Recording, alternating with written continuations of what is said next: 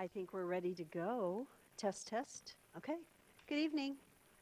Wow, it's kind of an empty room tonight.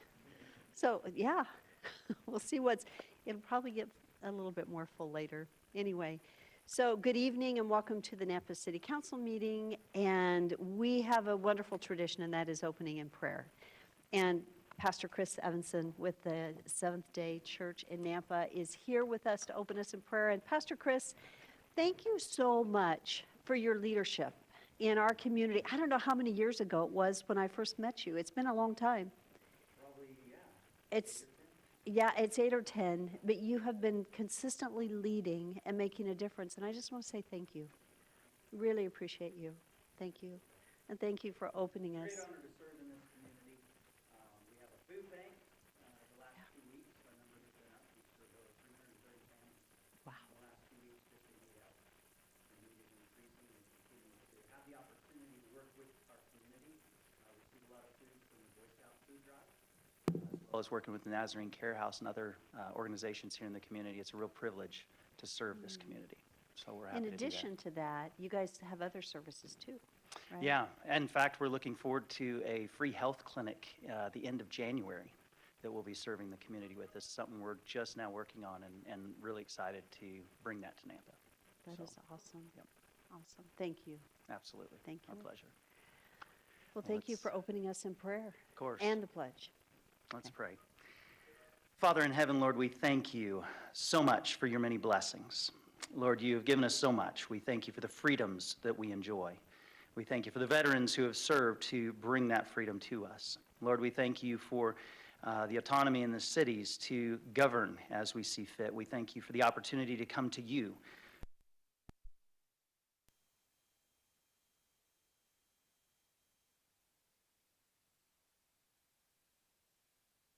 Those who speak, Lord, may the decisions that are made this evening be a real blessing for each one, for this community. Lord, we pray that you continue to be with the state of Idaho, with the United States in this world. And Lord, just lead and guide, and may your Spirit be present here tonight with wisdom for those who are making decisions. We love you. We thank you for your many blessings. In Jesus' name we pray. Amen. Amen. I pledge allegiance to the flag of the United States of America and to the republic for which it stands, one nation, under God, indivisible, with liberty and justice for all. Thank you again, Thank you, Mayor. Pastor. Thank you. Okay, roll call. Rodriguez. Here. Ingula. Bills. Here. Reynolds. Here. Haverfield. Here. Griffin. Here. All present. Our next item are proposed amendments to the agenda. Are there any proposed amendments to the agenda this evening? Madam Mayor, I believe that staff needs to have item 8.3 removed from the public hearings due Okay. to a technical error on the publishing. So 8.3 is a public hearing, and this is our parks, the rate increases. And the reason for that has to do with there was just an error with the Idaho Press that it didn't get published twice back to back. So it is going to be postponed to, I think, do we need to identify date certain on that? Okay. At this time, I believe it is going to be the 15th of December, but, so that is being postponed, just so everyone knows the why. Are there any other proposed amendments to the agenda? Yes, Mayor. Yes. Item 15D, please. So Councilman Griffin is asking that 1, 5, and what was the letter? D? D. Yes, thank The you. MOU between the City of Nampa and Nampa Development Corp. Okay, you'd like to pull that, and we'll have a discussion on that. So 1, 5D. Okay. Any other proposed amendments to the agenda? Okay. I would stand for a motion to adopt the agenda as amended. So moved. All in favor? Aye. Any opposed? Thank you. And then I would stand for a motion to approve the consent agenda with the exception of the amendments. So moved. All in favor? Aye. Any opposed? Thank you. Okay, so let's go to 15D. 15D, it was an action item, and is to authorize the mayor to sign a memorandum of understanding between the City of Nampa and Nampa Development Corp. For NDC's funding of the administration of NDC, NDC's funding of the Park Department's maintenance of Library Square, and NDC's funding of the Facilities Department maintenance at the downtown garage and Library Square. NDC's total payment to the city for the outlined services is $225,349. And this did say pending approval by legal, and this one you have approved? Mayor, this is in the process of some back and forth revisions. It's a document that may not have been updated for a few years, and so there's a few tweaks I think would be recommended for the city's best interest, and just awaiting confirmation from NDC's attorney. And so those are not finalized yet. Okay. So, and it is approved in the NDC FY26 budget, and in just a minute, we'll go to Councilman Griffin to see what his comments or questions were on this. I have a question. If this is not finalized, Robin, is this time sensitive to where it needs to come forward tonight rather than getting to the final, getting it done, and bringing it forward with the revisions done? Good evening. Mayor, council, no, it can wait. It can wait? Yep. Okay. In some ways, I'm feeling like it should. If it's not done yet, it would be good just to bring it when it's finalized. Yeah, that would sound great and allow us time to have it finalized, so it's a finished product before you, and so we'd be happy to do that. Okay. Thank you. Okay, so Councilman Griffin, we are going to bring this item forward again, but is there something that you would like to discuss on it? No, not at this time, other than if on the new contract and the cover page just explaining when expected projects are going to be completed in anticipation. I know they are maintenance on the parking garage. I don't know if that's the drop down, drop up, but I know there was funds allotted to that. So just the details. I know it's October 1st or the 31st. I didn't know if completion date would be October 31st. So just Okay, so Mayor, council, I think there's some questions outside of the contract that you're Okay. wanting to talk about. So you and I can Snow talk separately. removal was a big portion of that. I didn't know if it was specifically for that and only for that, or if there were other projects planned to be Yeah, completed. I'm happy to talk to you offline. Thank you. Yeah. If it is something that's beneficial, and if your questions are related to the services that are being provided, anything that can be put in the summary document updated Sure. would be great. That might be a good way to address it, too. Sure. Okay, so we will postpone this to the next meeting. Awesome, thank you. Okay, so we are going to move forward to staff communications, planning and zoning. Thank you, Mayor and Council. Rodney Ashby, Planning and Zoning Director, for the record. Planning and Zoning met last week and had two final plats that you approved on consent agenda tonight. The first one was Brookhaven subdivision, and then 7 Maples Ranch subdivision. And then they had an extension of, final plat extension for 1 year for Baker Park number 1, and all of those were approved by P&Z. The next one was a comprehensive plan text amendment, zoning text amendment, and zoning map amendment that you are going to be considering on the 15th of December, and that was for the form-based code, and that will come before City Council again on December 15th, and that was recommended for approval by Planning and Zoning. The next one is annexation and zoning for Shadow Creek at Lake Lowell, and this is near Lake Lowell and Midland Boulevard, 1408 Lake Lowell Avenue, for 12 buildable lots for single-family detached dwelling units and 4 common lots. And this was recommended for approval. That will come before you on January 20th. And then we had 2 daycares that were both approved. One at 11235 West Kite Street, and the other one at 11540 West Sammy Street. And these are up to 12 children. So that's all I have.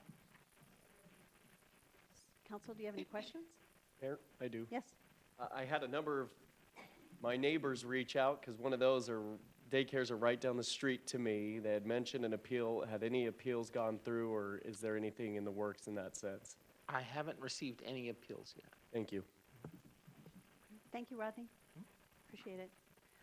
Okay, that takes us very quickly to new business. And our first action item is 5.1. This is to authorize the mayor to sign an interagency cooperative agreement between Nampa Highway District 1 and Highway District 4, Ada County Highway District in the city of Nampa for the Canado Road and Ustick Road intersection project, with the city's portion in the amount of $289,320.75.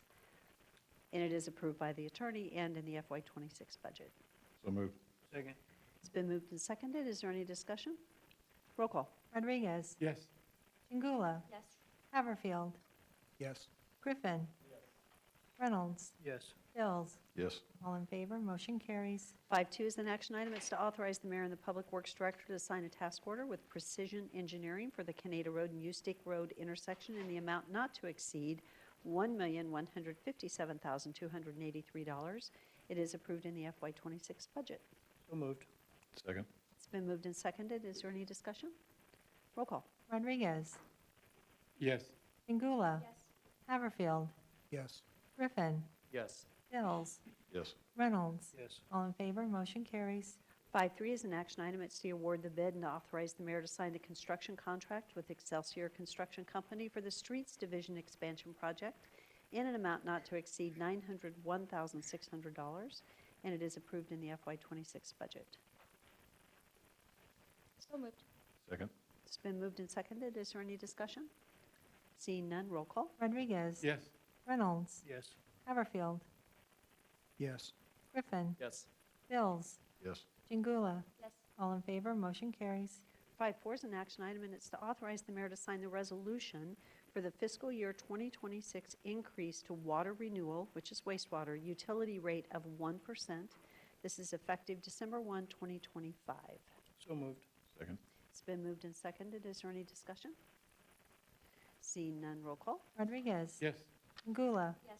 Haverfield? Yes. Griffin? Yes. Bills? Yes. Reynolds? Yes. All in favor, motion carries. 5.5 is an action item, and this is to award the bid and authorize the mayor to sign a contract with H.D. Fowler Company for the Water Materials Restock FY26 project in the amount of $210,049.83, and it is approved in the FY26 operations budget. So moved. Second. It's been moved and seconded. Is there any discussion? Seeing none, roll call. Rodriguez? Yes. Chingula? Yes. Haverfield? Yes. Griffin? Yes. Bills? Yes. Reynolds? Yes. All in favor, motion carries. 5.6 is an action item. It's to award the bid and authorize the mayor to sign a contract with Hydro Specialties Company for the water meter procurement for FY26 project in the amount of $343,274.60, and it is approved in the FY26 budget.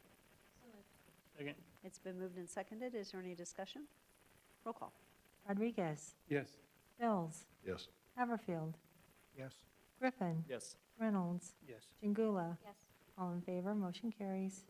5.7 is an action item, and this is to authorize the chief of police to sign a lease purchase agreement with Motorola Solutions for the purchase of 10 Motorola AXS consoles in the amount of $585,000 for FY26, with the total purchase of $1,045,668 spread over fiscal years 26 through 29. And this is approved in the FY26 budget. And I will defer to legal. It does say pending legal approval, but I'll let Preston speak to this. Mayor, thank you. And we have some good updates. At the time the agenda was prepared, we were very close to having this finalized. And rather than wait till a later council, we decided to have pending legal review. And in that time, we finalized the terms with Motorola's legal counsel. And that has been finalized as of this morning. And one point that they do require as part of the agreement is that, as part of this motion, Mayor, that it be found by the council that the city has determined that a true and very real need exists for these consoles. PD can speak more on those points, but I understand the current consoles are nearly 8 years old, pushing 9 years. As part of the contract with Motorola, they do want to see that the city finds that this lease to purchase agreement is in the city's best interest, and that you would designate Chief Huff to sign it. So typically, mayor would sign a contract, but in this instance, with PD being the beneficiating department, we'd ask that Chief Huff be authorized to sign it. So a little different than normal. Those are the three things for discussion for this item. Thank you very much. Any discussion? Mayor, just a clarification. Mhm. So this approval is for 10 at this point, and then more will come in the years to come? Is that what we're talking about here? Mayor, I'll defer to PD for some of the specifics on the product. Lieutenant Shepard has been very helpful in this. Thank you. Thank you for coming forward and answering that question. So for the 585,000, that'd be for 10 consoles? Yes, sir. Okay. How much are they apiece going forward? So I'll give you a rough figure. Mayor and Councilman, the reason why I'll give you a rough figure is we initially had a plan to purchase 12 of these, and it was at a point of 1.2 million for them. So we revised the plan, came down to 10 consoles, which took us just over $1 million with interest. So the explanation Motorola gave me was 100,000 a console. And just so that I understand, these go in the vehicles themselves? No, is that- no, this is for dispatch. Oh, So okay. this is how dispatchers talk to us in their regular communications or 911 communications. That's how they communicate to us. Okay. I was wondering what the cost covered, but that answers it. I thought they were going in the vehicles as well, so, No, those are a little less expensive. yes. Ah, thank you. Any other questions? Any additional questions? Okay, Madam Mayor, I move that we approve action item 5.7. Second. it's been moved and seconded. Is there any discussion? Seeing none, roll call. Rodriguez, Yes. Jingula. Bills, Yes. Haverfield, Yes. Griffin, Yes. Reynolds. Yes. All in favor, motion carries. Item 5.8 on the agenda is an action item. It's to accept the Canyon County canvassed election results for the November 4, 2025 elections. So moved. Second. It's been moved and seconded. Is there any discussion? Roll call. Rodriguez, Yes. Jingula. Yes. Haverfield, Yes. Griffin, Yes. Bills, Yes. Reynolds. Yes. All in favor, motion carries. So I don't know when we have been through new business by 5:20. This is amazing. Okay, so we will wait on the public forum because it's a little early for that. The next item that we have, we're going to have a pause. Let's go to 9, unfinished business. And I believe we only have one unfinished business item, but we'll go ahead and get that out of the way. 9.1 is an action item. It's to authorize the mayor to sign a resolution adopting the Nampa Downtown Implementation Plan. This is amending Chapter 15 of the 2040 Comprehensive Plan for the City of Nampa regarding the summary of the Downtown Implementation Plan, the removal of the reference to the Central Nampa Revitalization Blueprint, which was adopted in August 2004, and an update to the Nampa Downtown Streetscape Plan reference, and providing for an effective date. And this was approved by city attorney. And we don't have to read the resolution, so it'd be a motion. Did you want this under suspension of rules, Madam Mayor? No, because there's no reading. Okay. I move that we approve this item. Second. It's been moved and seconded. Is there any discussion? Roll call. Rodriguez. No. Bills,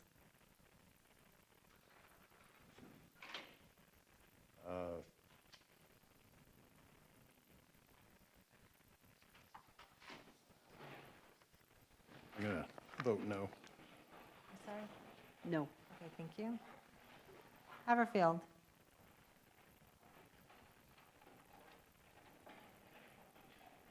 Yes. Griffin, Yes. Jingula. Yes. Reynolds. Yes. 4 in favor, 2 opposed, motion carries. Thank you. Okay, at this time, we do not have any other actions. We do not have an executive session, and we don't have any other actions that can be taken. We can move to public forum and cover the beginning of public forum, I think, but we don't have all of our students here yet, correct? 5:30 is when students are arriving. So we have a little bit of a pause here. And just so, with the public hearings, we are not allowed to start those until 6 o'clock. It's very unusual that we're this fast and done. So, and there isn't anything agendized, so I think I would just stand for a break. We'll take probably about a 15-minute break, come back at, pardon? Is anyone signed up to speak this evening? No? Okay, So we will take a break until, let me see what the exact time is. It's 5:21. So let's do 5:35 is when we will come back together. Does that sound good? Okay, 5:35, and we'll be on break until then. Thank you. Yes. Well.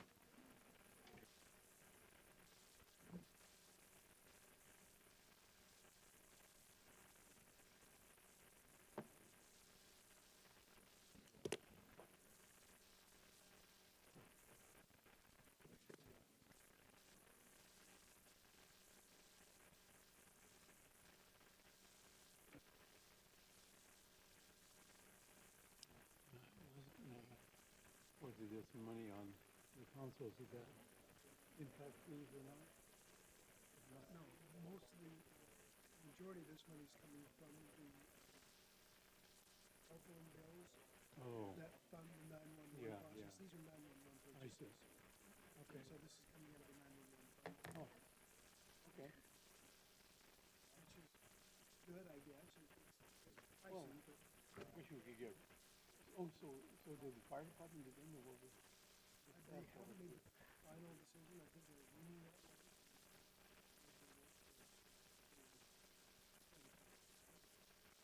Because we were at a point now where we would begin having to take general government money to help pay the fees that we're supposed to pay 911. Yeah, And if we don't have them, if we don't need to purchase it for them, that'll help us.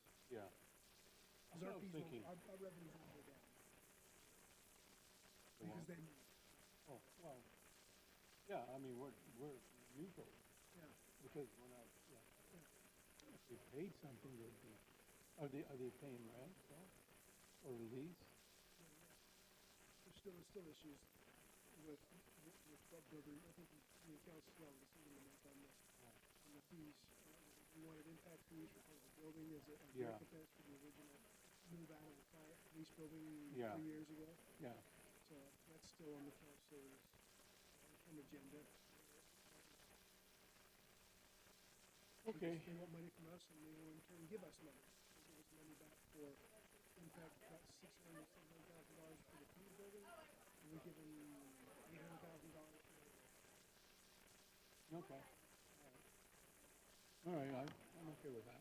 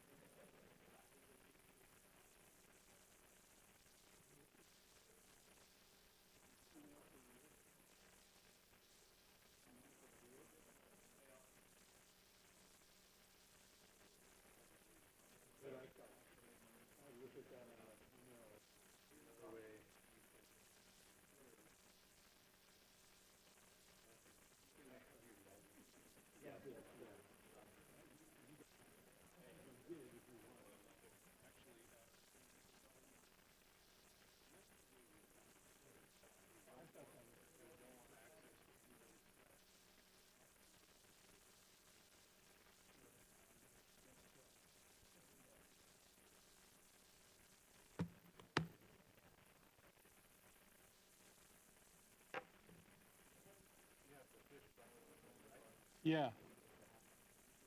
The three little dots.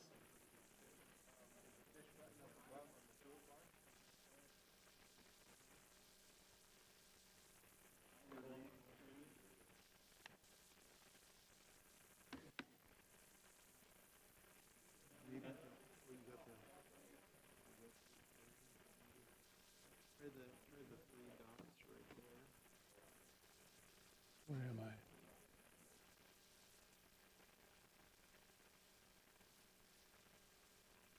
I don't, do I?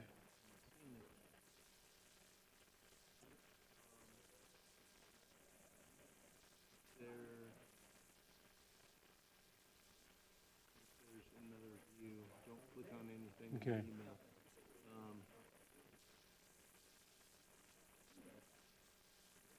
Oh, maybe the three dots are there.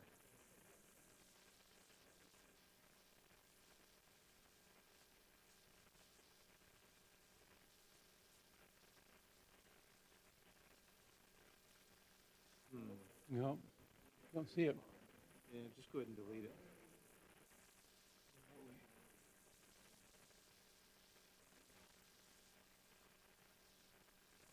Okay. Yeah. Okay. Where should it be? On the toolbar. Oh, You're using the Outlook client, right? Or are you using the web internet? Outlook on the internet? You don't know? Okay. whatever you guys assign me. How's that? Yeah. I'll check that out, see if I can figure out. Because you should have access to that. Oh, I would If think it's a so. suspicious email, you should fish it and send it to the security guys to look at, make sure it's not a real thing. That's probably one of those middle report training things. Oh, You can click on something in the email, get signed up for yeah. remedial training. Yeah. Yeah. Yeah. Okay. Well, good. Thank you, because I wasn't sure what it was. I didn't like when I saw it. I went, yeah, right. Yeah.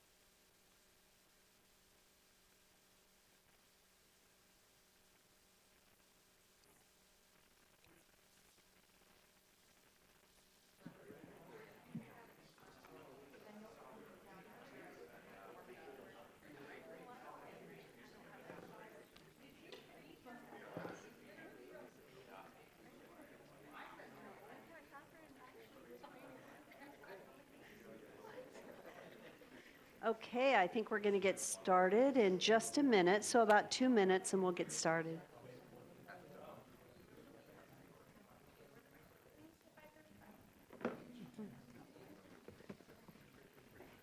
It's 5:37 to be exact, so we've been a little over 15 minutes, so.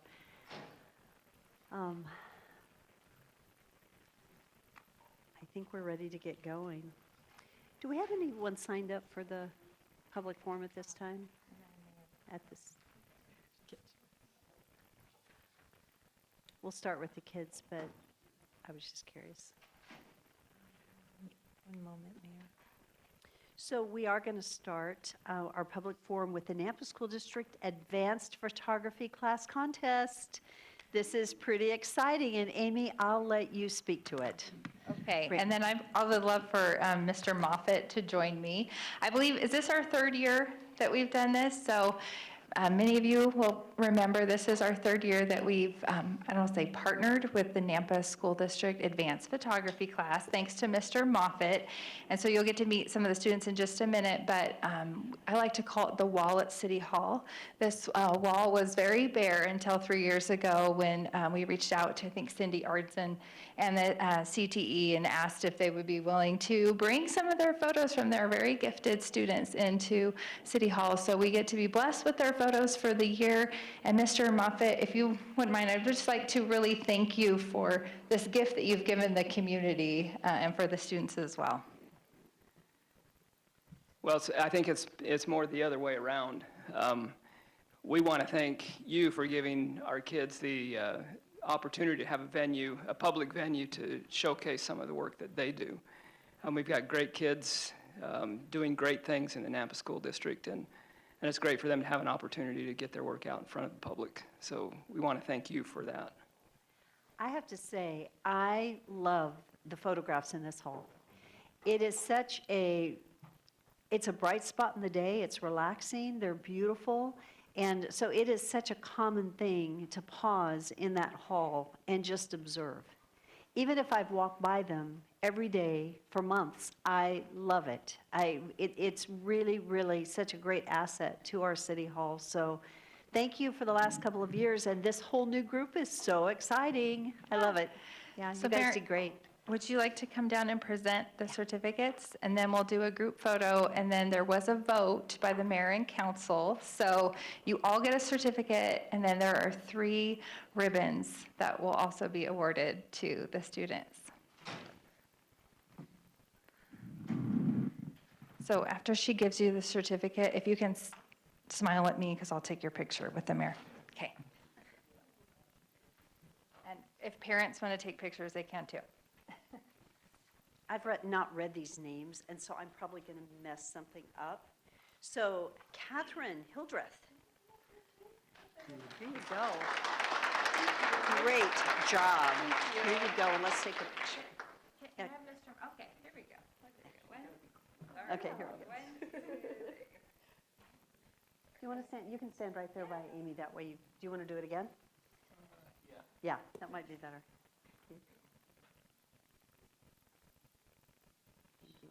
Thank you. And then do you want to just stand, can we do a group photo? Yeah. So stand right up here and then we'll keep going. Okay, Weatherly Lowe. There you go. Thank you so much.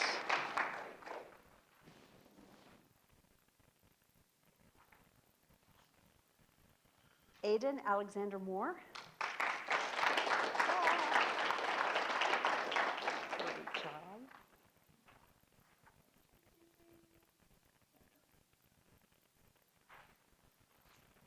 Kayla Palmero? Paul, how do you say your name? I just messed it up. Kyla? Okay, thank you. I guess I'll give it to you. There you go.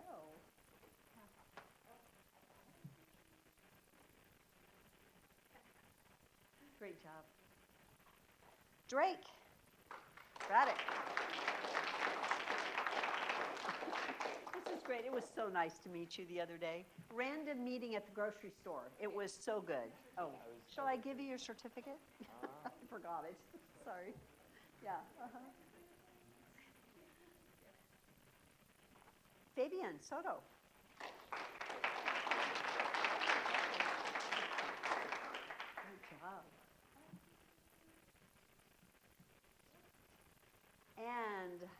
last but not least, no award.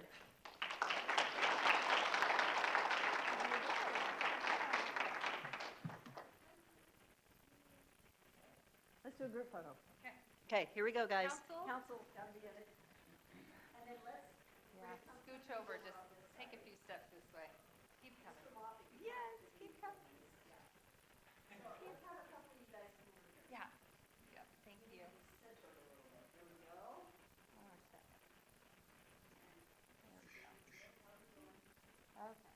you're good? Okay, let's do me first. Here we go. Ready? 1, 2, 3. 1, 2, 3. Awesome. Okay. Okay, awesome. Now, but while you're there, let me hand out these awards, if that's okay. Now, remember, you all are amazing, and I'm so proud of you all. And I don't like having to choose one. That is so crazy hard. The whole staff stood out there and looked at it because all of them are so good. So it's really hard because I like them all. So. Can you tell we don't want to hurt anyone's feelings, but. Okay, so our first, well, I guess I should do the first last. Okay, so our third place winner was Takeo Sanders, okay, with Nampa's Fire. I don't know if our fire saw that. That was a good one. Okay. So second place is Fabian Soda with Old Nampa. And Fabian had 3 that made it to this level.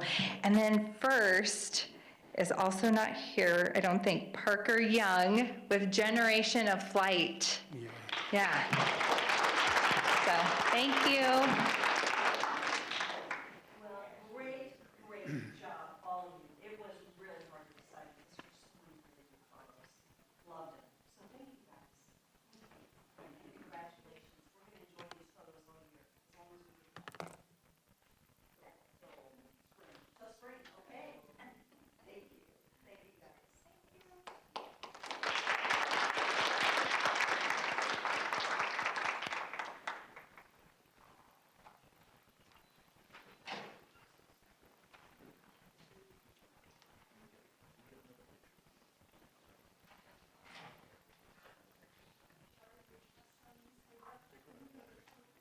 Madam Mayor, we do. We have Melissa Robinson. Hi, Melissa. I realized my mic wasn't on. I accidentally turned it off earlier, sorry. How are you today? Real good, how you doing? Good. You do have to give your name and address, though, just so we don't Okay, mess up here. Melissa Sue Robinson, 15 5th Street North, Unit 210, Nampa. Thank you. Okay, I'm talking about two things, and I'll keep it under 3 minutes for sure. The first thing is, we need to reintroduce that Go Bond, and it needs to be sold, no matter what you have to do to sell it. Get the media involved, get a lot of news media involvement in it, you know, maybe even putting ads in the Idaho Press Tribune or whatever you have to do. Second thing is the Nampa City Council is on YouTube only. You have people out there that don't have access to internet, but they're voters. And so I recommend that we put in a special cable channel and have the city council meetings on the cable. But the Go Bond, that's the most important for the safety of the Nampa public. Thank you. Good Okay. idea. You're welcome. Okay, thank you so much. Appreciate it. Is there anyone else signed up? No, Madam Mayor. Is there anyone else this evening that had intended to speak? Yes, go ahead and come forward and give us your name and address. And you'll have 3 minutes. Good evening. I might be doing this a little early, but it's to discuss the Sugar District.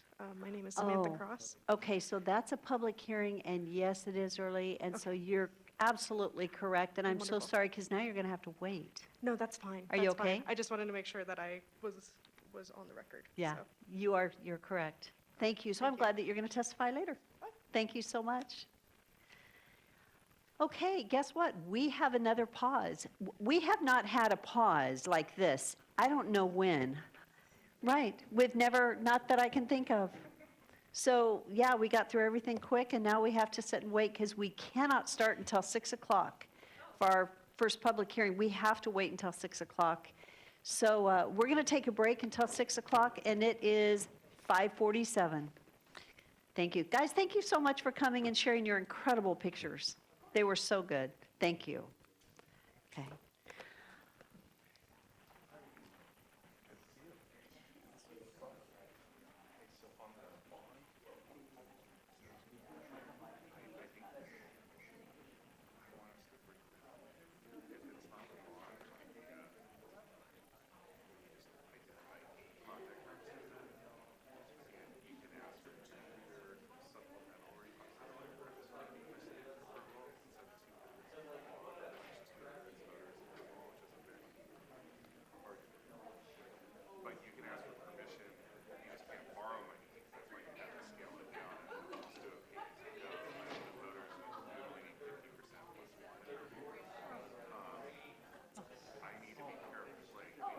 Well, two things. One, looking more into the code and, Obviously, if you're putting it on the ballot for the people you like, projects deserving of I consideration.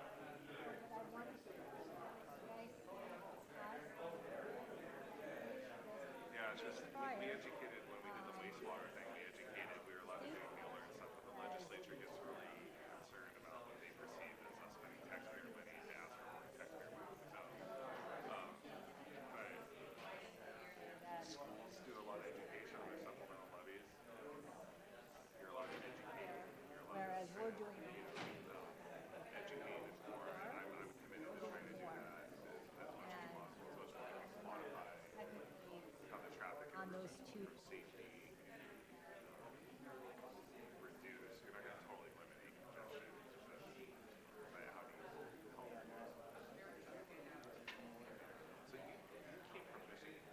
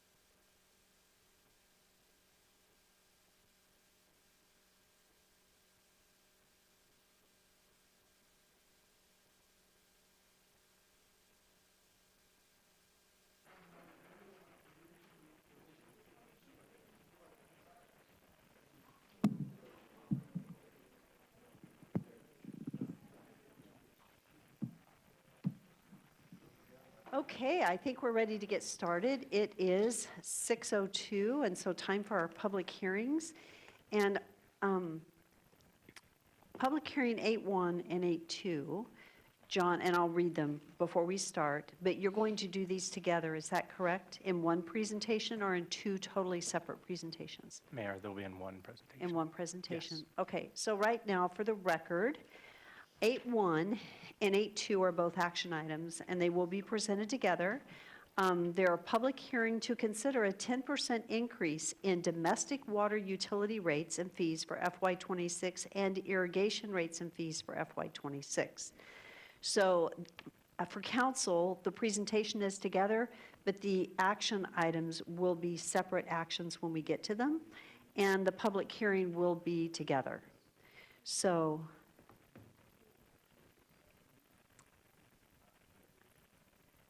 and John, John Spencer's here, and thank you for presenting this Thank you. to us this evening. Thank you. Okay, we're ready to go.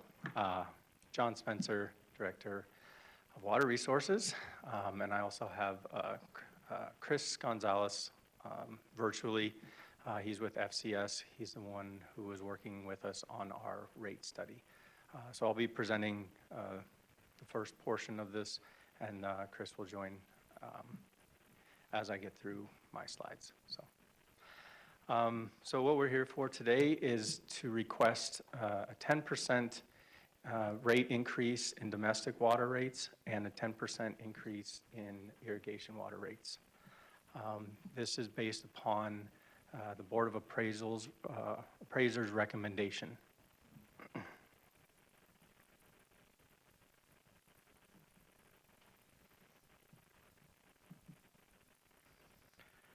So we'll go through our mission, some accomplishments, the value of services, and then some of the needs.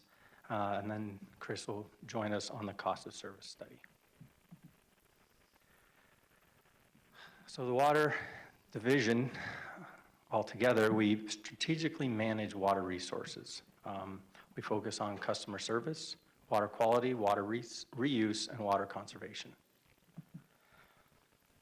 Currently, we maintain about a $2 billion in domestic and irrigation infrastructure. We have $25 million in annual revenue and currently 41 employees. There are approximately 73,000 domestic and irrigation connections. So we are the largest combined domestic water and pressure irrigation system in Idaho. So this year we have, or FY25, we served 12.7 billion gallons of water. 9.36 billion gallons was irrigation water, and 3.3 billion gallons was domestic. Of that 2 billion in infrastructure, we have 115 wells and pump stations. That's both domestic and irrigation. We have 1,200 miles of combined water and irrigation pipes. There are 26,730 valves and 6,376 hydrants in the city. One thing that was completed this year was the new water tank, $9.2 million, and it adds a 1.5 million gallon tank on the north side. This provides capacity for growth, fire flow storage, and pressure regulation within the system. Some of the infrastructure improvements that are completed every year. We have a filtering program, approximately $37,000 annually, and that's a filtration system for the surface water irrigation to help with the folks who have pressure irrigation in their yards.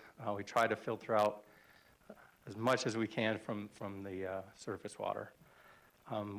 We always look at our pumps, and we have it on a schedule where we maintain 8 of them a year. We also do the electrical upgrades in the pump station. And this year, in FY25, we had 2.8 miles of replacement with ARPA funds. We actually have more than that on the books. We had 4.5 total. 2.8 was just through ARPA funds.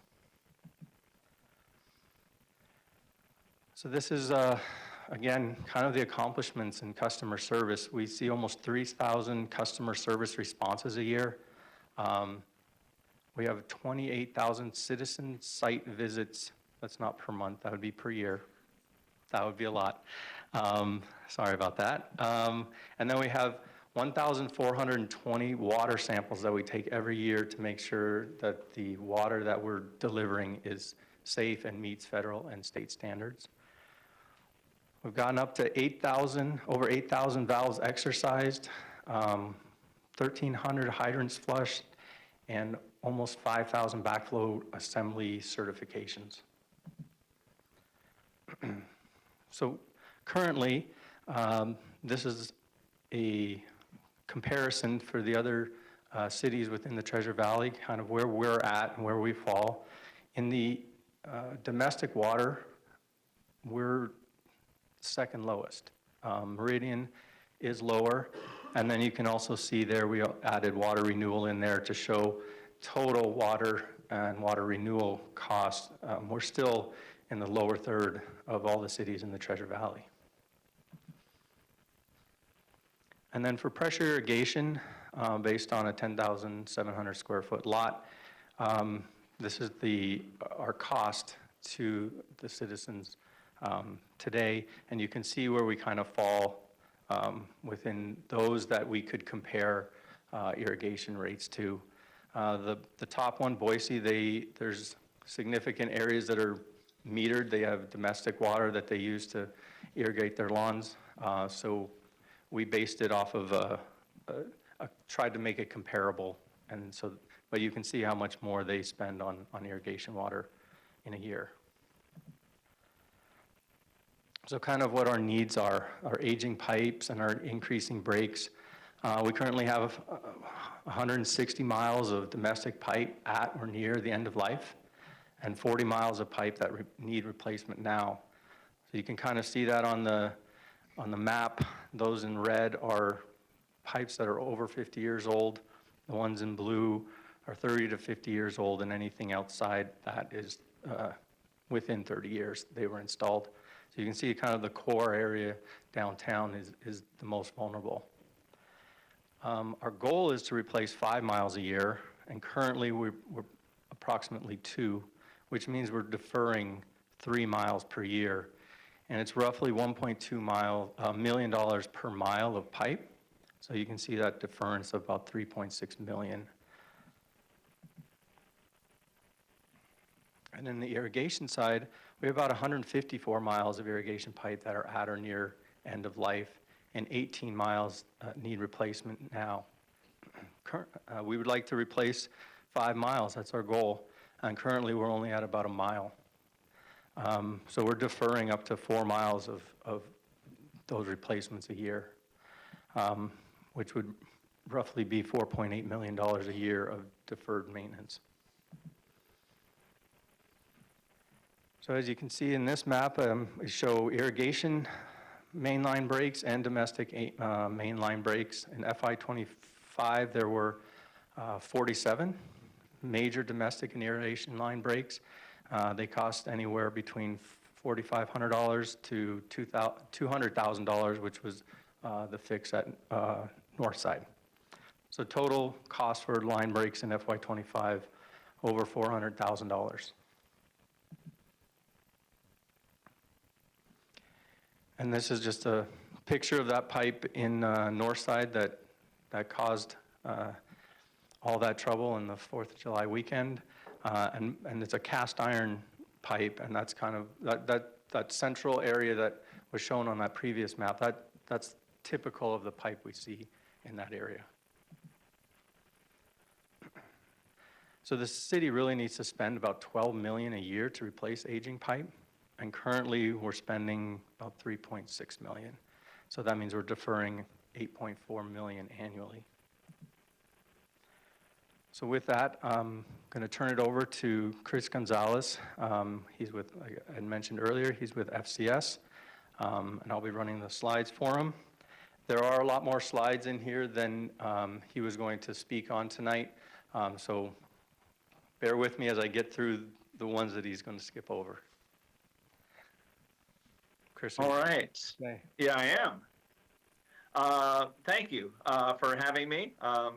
I'm going to kind of fly through the rate study basics. We'll get into the meat of the presentation, which are the scenarios, and we're focusing on the revenue requirement analysis, otherwise known as the financial plan, to determine how much revenue each utility needs to cover its costs. Let's move ahead to slide 7. Or actually, that's a different one. Yeah, keep going.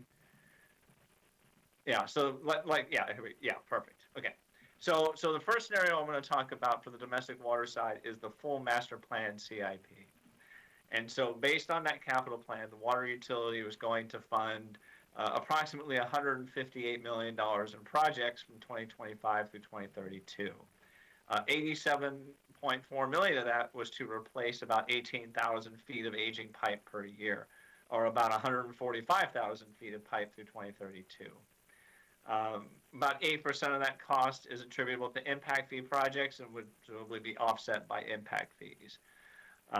But a significant portion of that, about 132 million, is going to have to come from rates. And so if we move on to the next slide, this is the financial plan that we would project get you there. And so we'd be looking at basically doubling rates over the next 2 years. So a 62% increase in 26, followed by a 40% increase in 27, and then we would be able to go by with kind of the typical inflationary type adjustment of 4.5% per year. And for a typical bi-monthly bill, we're looking at about a $40 increase in the bill over the next 2 years, and then going to more $3 to $4 increases.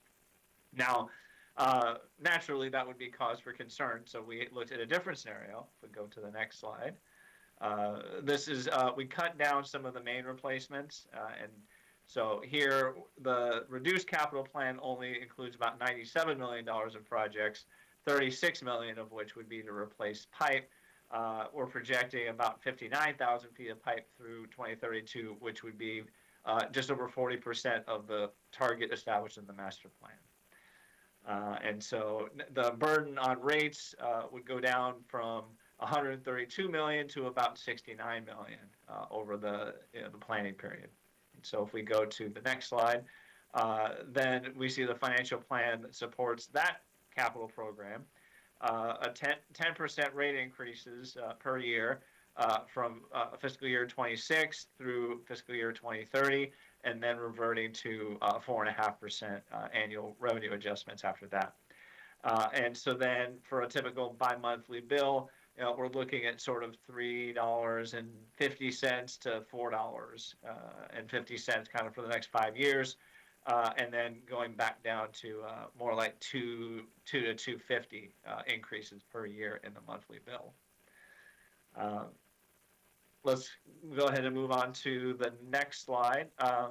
This is just kind of showing the projected fund balances. So if you look at the dashed blue line, we were showing that the domestic water fund balance would get drawn down basically to the minimum balance that we assume for the analysis. And by the end of 26, and then sort of recovering from there. The green line at the top, that's the recommended scenario. So the fund balance gets drawn down a lot more gradually because we've spread out the main replacements and reduced what we're going to get done by 2032. Let's move on to the next slide.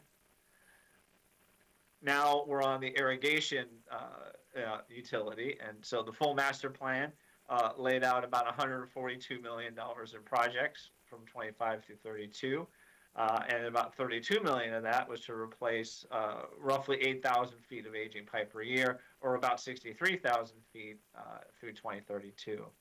About 40% of the projected capital cost is attributable to impact fee projects and would be covered by impact fees, leaving developers paying about 18 million. Hookup fees, another almost 8 million, and so rates would be paying just under $60 million for the capital projects through 2032. And so, next slide, please. This shows the financial plan under this scenario. we would need to do 100% annual rate increases for 26 and 27 to cover a short-term spike needed to fund the priority one master plan projects by 2027. And then after we, meet that hurdle, we could actually decrease rates because we don't need to generate as much cash anymore. And so there'd be about a 59% decrease in 2028, and then 4.5% annual rate increases after that. To be clear, we wouldn't recommend this type of erratic rate pattern. This is where we would want to smooth things out and push some of the projects out. And so if we go to the next slide, this is the reduced CIP, $69.9 million in projects through 2032, and a net rate funded burden of about $31 million over that planning period. And so to support that, if we go to the next slide, now we're looking at 10-year annual irrigation rate increases from fiscal year 2026 through 2030, and then 4.5% per year after that. But for a typical residential property with 10,700 square feet, we're looking at more like around $20 increases per year in the annual bill, because the assessment is done annually. Next slide, please. And so here for the irrigation utility, again, the blue dashed line shows under that full master plan scenario, we're drawing the balance almost to the minimum requirement or minimum target in 2025, and then trying to recover from there and fund some projects as needed. The green line, the rate increase is spread out a little bit more due to reduced spending on main replacements. And so I think after that, let's go on to the next slide. I think here was the water renewal forecast. I think we're going to skip over that. We had projected that the inflationary adjustments will be adequate in the future years, but I think there'll be some more discussion of that in the year ahead. So next slide. This is kind of showing a forecast of the combined domestic water and water renewal bill. I think the main thing under the recommended scenario, we're looking at 2026, an increase of 432 in that recommended scenario. It's about 3% over the existing rates. And then the increases become more like $8 or $9 in the bi-monthly bill combined, or an increase of about 6% per year from 2027 through 2030. And that's keeping the increases for the water renewal rates at 4.5%. That's kind of the assumption we made for this comparison. And then the 10% increases for the domestic water bill, average out to a cumulative increase of about 6% per year. And then after 2030, reverting to a strategy of 4.5% increases each year. Okay, so let's move on to the next slide.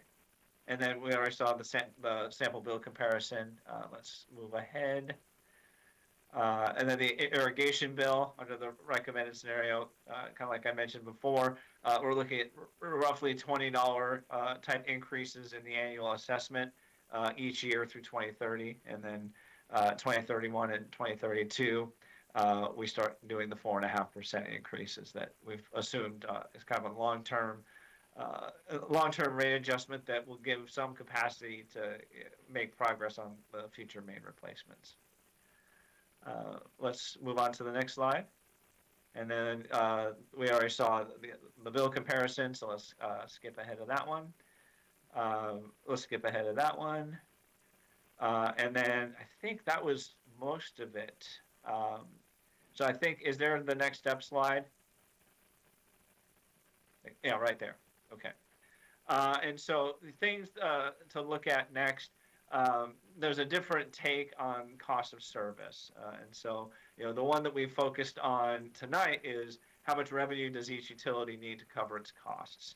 And then another way we could look at it is, well, how should the city increase rates for different customer classes? So primarily residential and commercial. If you look at the domestic water utility, for example, there we've got, the cost, fixed costs that don't vary with water usage. We have costs associated with providing capacity. We have costs of fire suppression and kind of all those things.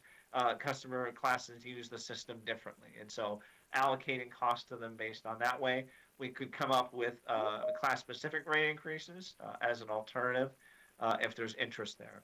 But we also, I'm sorry. Okay, and then aside from that, the hookup fee update and the impact fee update, which the city has to adopt together. And so those are going through the process, and I think those will be brought to council at a different time.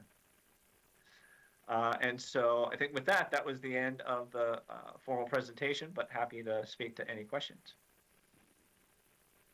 Thank you very much. Thank you, Chris. And so again, just the request is for a 10% increase in domestic water rates and a 10% increase in irrigation water rates for this year.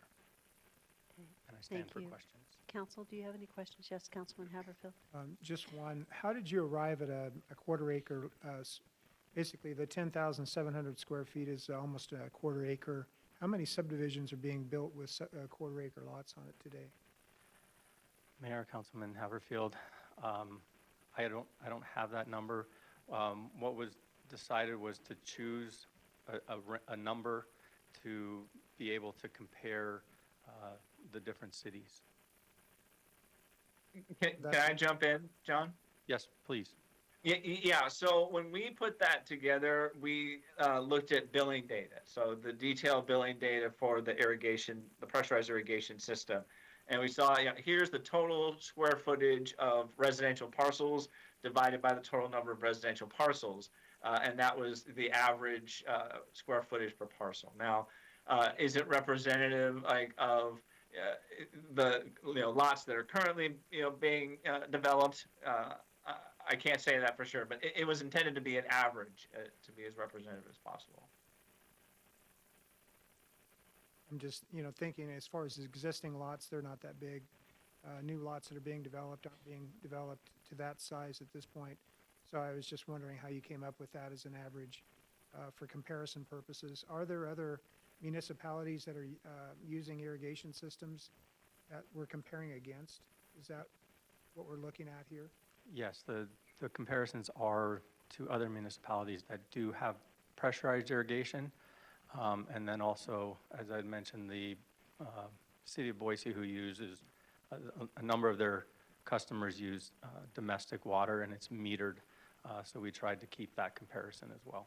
So the water renewal rates that are added to the water rates, these other locations, Dry Creek Ranch, Marsing, Melba, they actually have irrigation systems in place? No, so that is just comparing the domestic water and water renewal rates.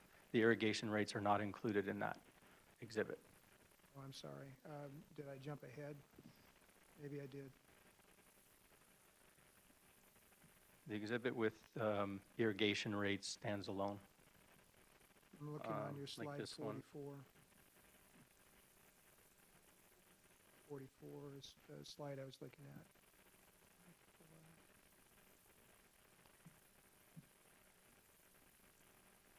Yes, Councilman Haverfield, this is comparing domestic water in the green, in the blue, and then water renewal or wastewater rates. Okay. Thank you. Are there any other questions for John at this time? Mayor? Yes. John, are there any opportunities for grants to help us subsidize so we don't have to do a full 10%? Mayor, Councilwoman Jangula, we have not seen a lot of grant funding for water infrastructure. We did take advantage of the ARPA funding, and that's why we were able to get up to the 4.5 miles in this past fiscal year out on the street to get replaced. But we have not seen replacement funding in the form of grants. Mayor? Yes. I know we kind of laid out the next steps and what that would potentially look like. And I'm thinking that I'm probably similar to Councilwoman Jangula of the options we have to not do the full 10%. If we were to do 5% or 2.5% or 7.5%, what are the scenarios that we could play with rather than the full 10? Or is it needs to be the full 10% or it needs to be nothing at all and we'll progressively move forward as we will based off of the chart? I have a hard time doing the big peak and then committing ourselves to the big decrease unless we can have something in an agreement that we're going to decrease, but then we can't bind a future council to that agreement. I know I'll be in council. Actually, I won't be. I'll be potentially gone in 2028. So I hope a future council will honor that decrease at that time. So those are the thoughts that I have. I like the projection of it will be coming down. This is something that we need to do in the interim to be able to have projects completed until fiscal year 2028. But so I threw a lot at you. What do multiple options look like? And is there a way that we can commit to a decrease in 2028? I'll give you those two to start. Mayor, Councilman Griffin, the Board of Appraisers recommended the 10%. Currently, in the budget, we requested a 4.9%. Ultimately, the decision is up to council on rates of any increase in rates. You know, it's what it would result in is continuance of deferred maintenance. And we provided a longer term plan, but we're really only requesting for the FY26 year. And for a follow-up question, if I could, there's going to be a comment tacked on to that, so I'll try and avoid the comment as much as I can. I'm just trying to think about fleshing this out, what this looks like. School district levy passed, so there's going to be an increase there. We took foregone. We don't know how much. It could only be a couple cents, but there's going to be an increase there. In addition to now water, there's going to be a potential 10% increase here. The county, I don't know what the county's going to do. Is there going to be an increase there or not? What other levying districts are going to do? It stacks up pretty heavily pretty quick. It's not just, oh, well, it's 10% here. 10% compounded amongst all the other increases that we're seeing. It's tough for me to not have to pick apart. So the deferred maintenance, I think we briefly hit it. The deferred maintenance, if we didn't do this tonight, what does that look like? Can we really highlight and emphasize if we voted no on this tonight, are we going to have more water breakages like north side throughout the city? I'd like the worst case scenario if you could. Mayor, Councilman Griffin, I would love to be able to predict the future, but I would say that with the aging infrastructure we have, with the age of a lot of the cast iron pipes that we do have in the ground, my best guess would be yes, we would see more and more breaks that we see like we did at Northside. Councilman Haverfield? So can you tell us, as far as the replacement areas, I didn't see where there was identified areas that were being considered as far as a part of this that are tied to road improvements. So you have surface improvements along with the subsurface improvements. How much of that is city controlled versus ITD? Is that analysis been done and is a part of this study that I just didn't notice? Mayor, Councilman Haverfield, we have not delineated specific lines for replacement under this request. We just know that we have significant miles of aging pipe that needs to be replaced.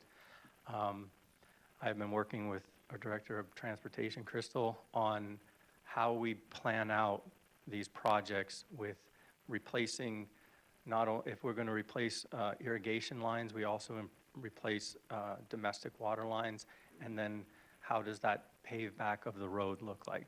So we've had those discussions on how we can move forward with replacing what's needed to be replaced, and then also working with paving back the road and what that looks like. I guess that's my question, maybe to Crystal as well then. If surface improvements are happening at the same time you're looking at subsurface improvements, we're not duplicating, tearing up something, putting something underneath it, and then replacing it, and then, or not tearing it up. Just to make sure that we're doing things properly from a standpoint of prudence in the reinstall and the mitigation that you're looking to provide here for aging infrastructure below surface. I'll let Crystal speak to that, but I'd like to say that I will assure you, we have a one-dig policy. You have a new term for it that I didn't use today. Your new term, instead of a one-dig policy, is? Oh, complete. For the record, Crystal Craig, Director of Transportation, and Mayor, Councilman Haverfield, thank you for the question. We are looking more to complete streets approach where we just dig once. I will say many of the miles of pipe that is aging and need replaced right now is underneath failed pavements. And it's in our more urban areas where you see curb gutter, sidewalk, and pedestrian ramps.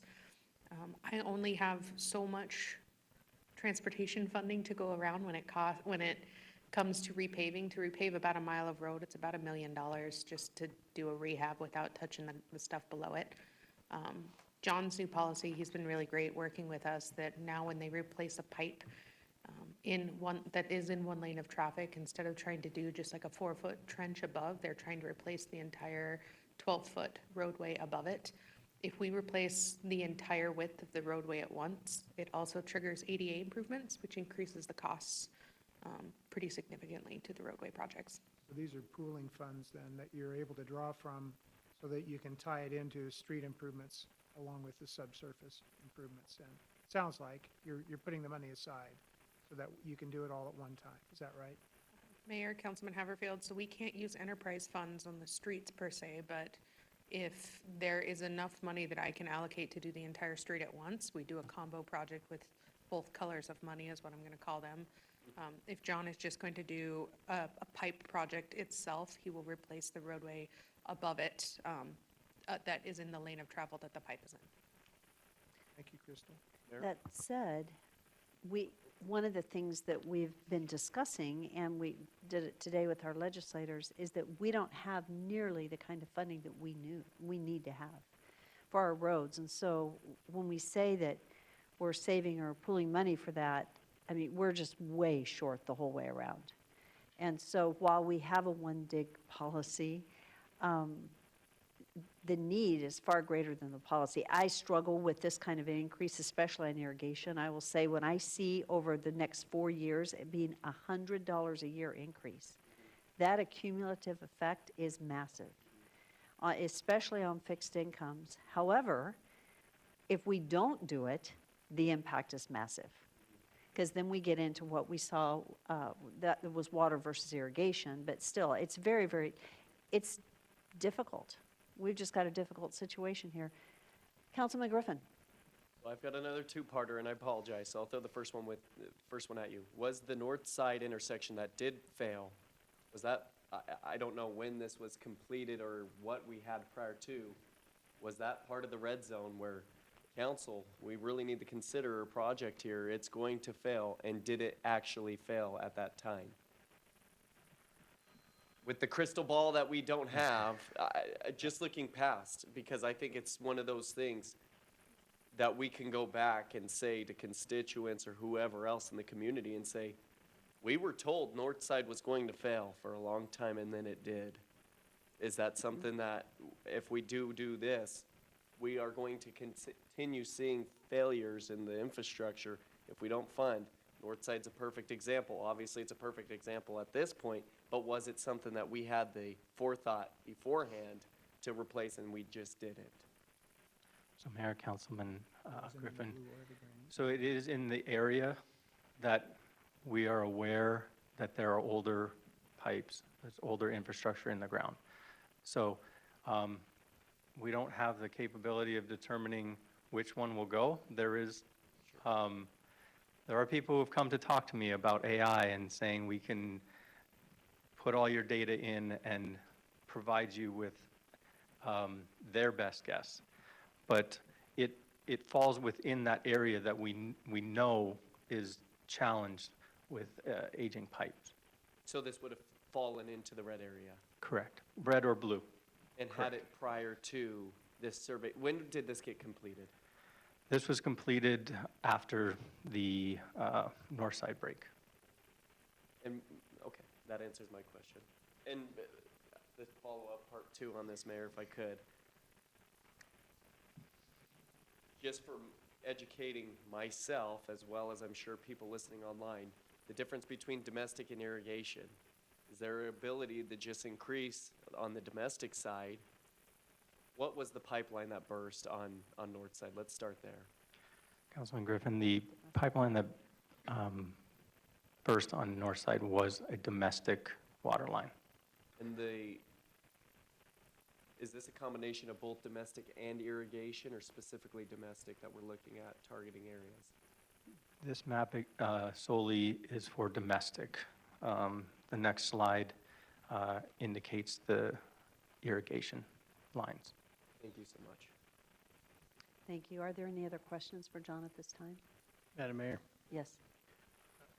So on the deferred maintenance, you're showing about, or total spend, you're showing $12 million a year is what you need. Is that ongoing for eternity, or is it, what do you need for initial amount to get your deferred maintenance caught up? Your dollar amount?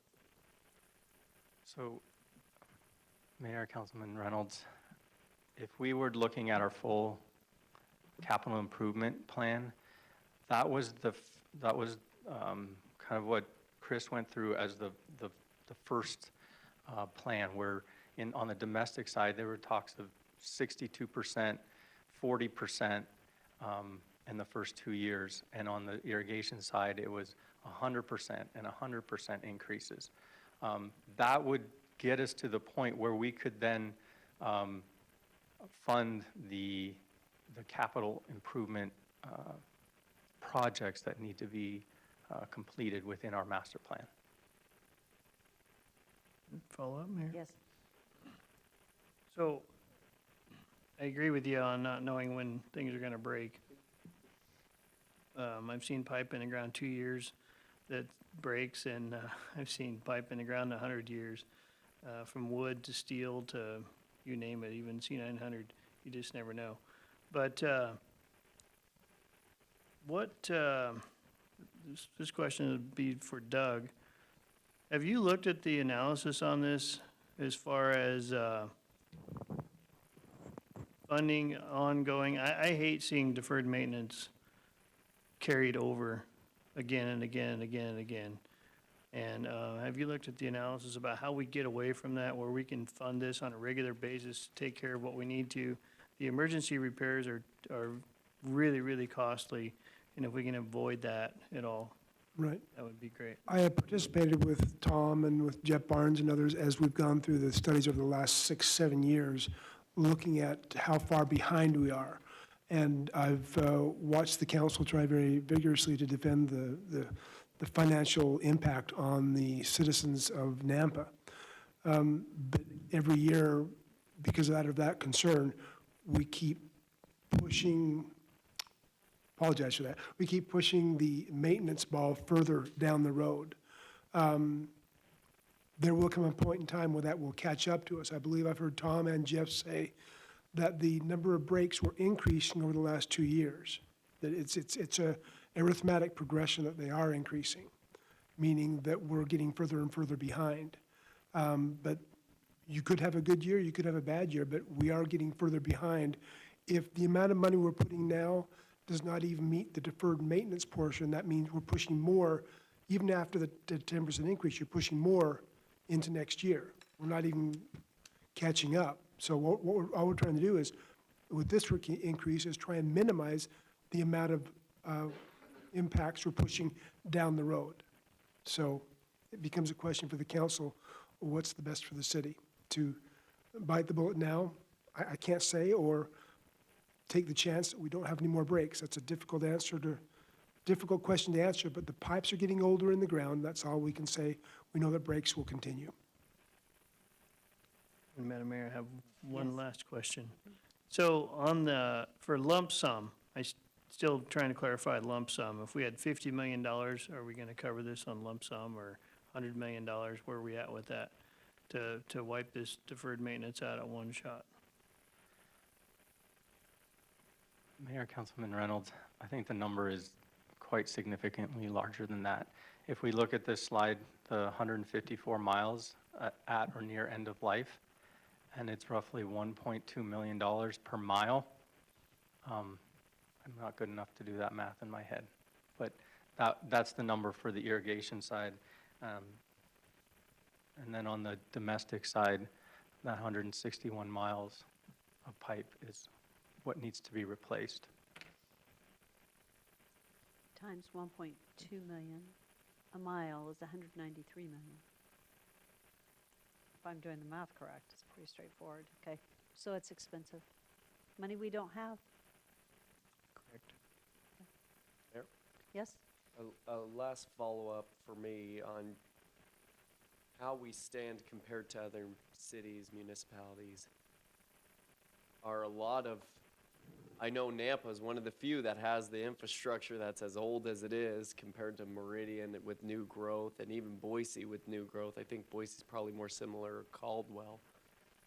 Where do we stand comparatively? Are we way, way, way behind in the sense of deferred maintenance, or is this an issue in all the cities and we're doing a good job? Just in my mind, have we done a good job of maintaining? I'm trying to not blend two issues, because I know of another issue that has some deferred maintenance that we've kicked the can down the road. But on the infrastructure side, do we have deferred maintenance that we've kicked down the can down the road and other cities have just kept maintaining and don't have similar issues? Is this common or is this not? Mayor, Councilman Griffin, I don't have a very good understanding of what the other municipalities and their infrastructure and the level of replacement they've done or their needs. The one I can speak to from just the information that I've received, Meridian seems to be in a much better spot than us.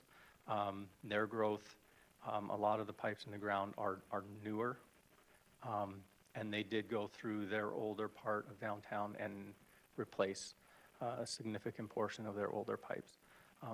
The other cities, I can't speak to. Thank you, John. Okay. Mayor? Yes. I'm struggling with these numbers a little bit because I'm used to seeing them in miles and we're seeing them in feet. So I'm calculating, but luckily for me, that one random number that our teachers always remembered or taught us that we'd have to know was there was 5,280 feet in a mile. For whatever reason, we all know that, so I'm doing okay. But it's because you were under Common Core. My question, though, I think, Doug, maybe this one's for you, but I'm just wondering, if we were to do this increase, how do we ensure that these funds are used for these projects? Or does it just go into the enterprise? Super valid point, very, very valid. In fact, I think we should find a way to make ourselves accountable to that, because operation costs can increase too. I think if the funds were increased, we should probably have a report back on, with the departments of exactly how those monies will be spent, what projects will be spent on to the degree we can. But I think we should make that a priority to be accountable to that spend. How does that work? In the budgetary process. Okay. Yeah, in the budgetary process, we can put it out and list it out. This is the increase. This is how much it costs. This is the areas we're going to work on. And then you measure last year's budget to this year's budget and make sure that the increase from year to year is used on the construction projects. It's done through the capital improvement plan. And so having the capital improvement plan tied to this, I think it's relatively easy to do. Yeah, Because we've can be done. got that spelled out, and we know you'll be able to speak to which projects. And then at the end of the year, you can look back at it and see, did we actually do that? Thank you.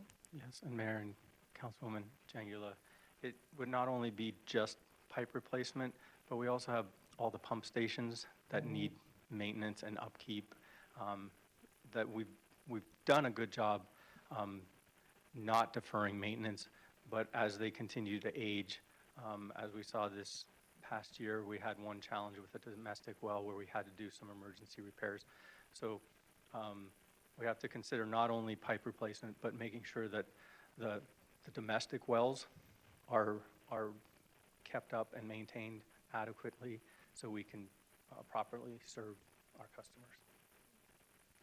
So actually what I'm thinking is, and Heather, you're here, and thank you so much for the work that you do on the budget, because she's the one very responsible for the public works budget and what comes forward. If council were to approve the increase, whatever that is, recognizing what the revenue, anticipated revenue is, what projects you're going to be doing, I would anticipate that's brought before council during the budget process this next year to say, with this increase, and this is the plan.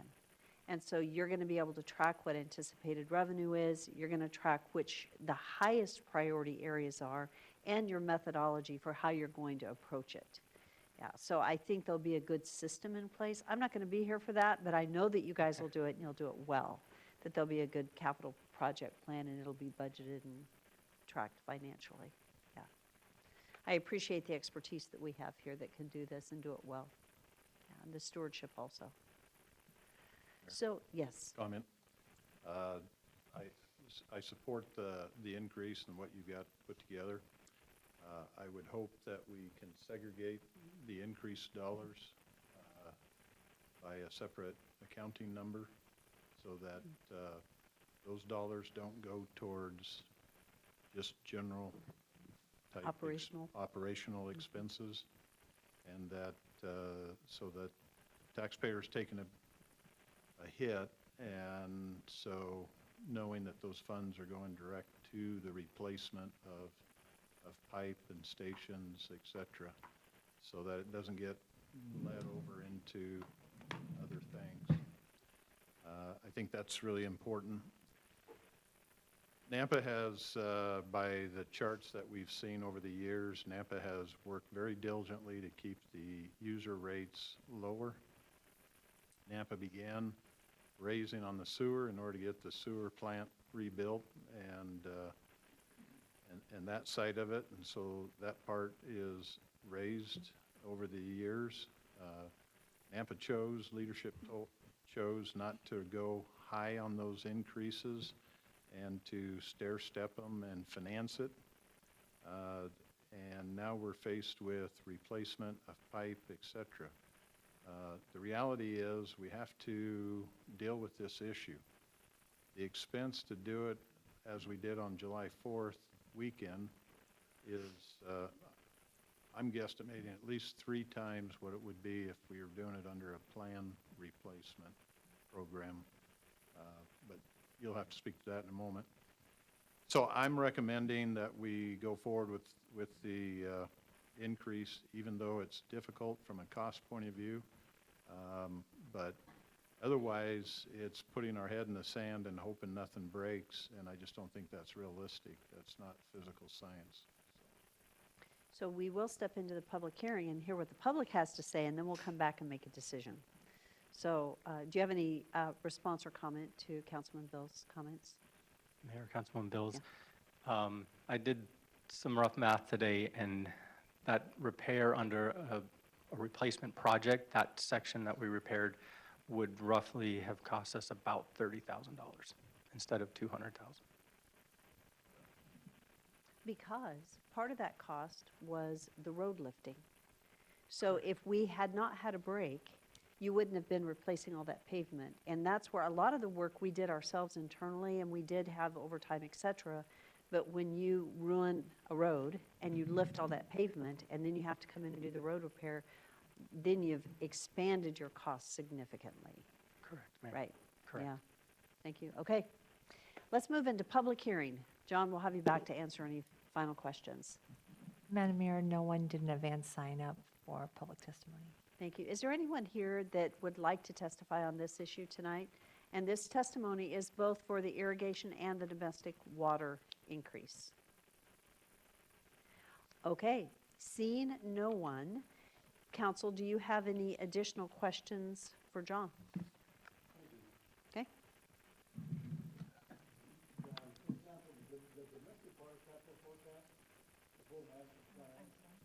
Yeah. Your mic isn't on. Thank you. Don't you love it? There you go. Thank you.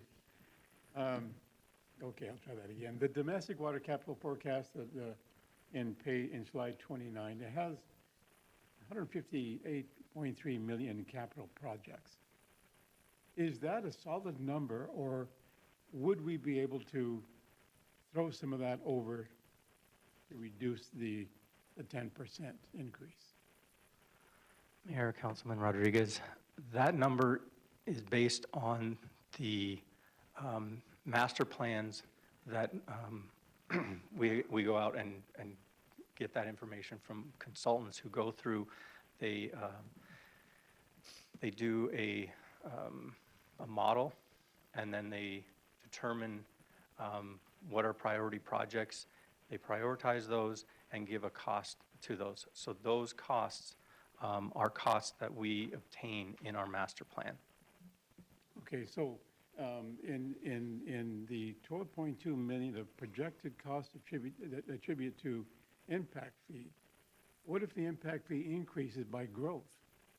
Would it still be that same amount, or would be able to use more of that for new development, not necessarily for maintenance? So Councilman Rodriguez, with impact fees, if there's more development, there are more impact fees that would be used towards growth fees or Okay. growth improvements. So that leads to my second question then. Do you have an idea, based on permits, based on approved annexations and subdivisions, of the increase in revenue in water, in domestic, in renewal, and irrigation? Councilman Rodriguez, I have not done that analysis.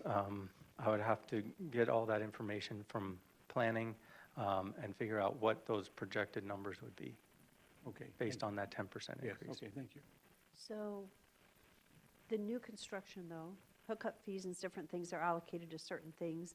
A lot of what you're talking about is, and impact fees have to go to growth, right? Cannot be used for anything else.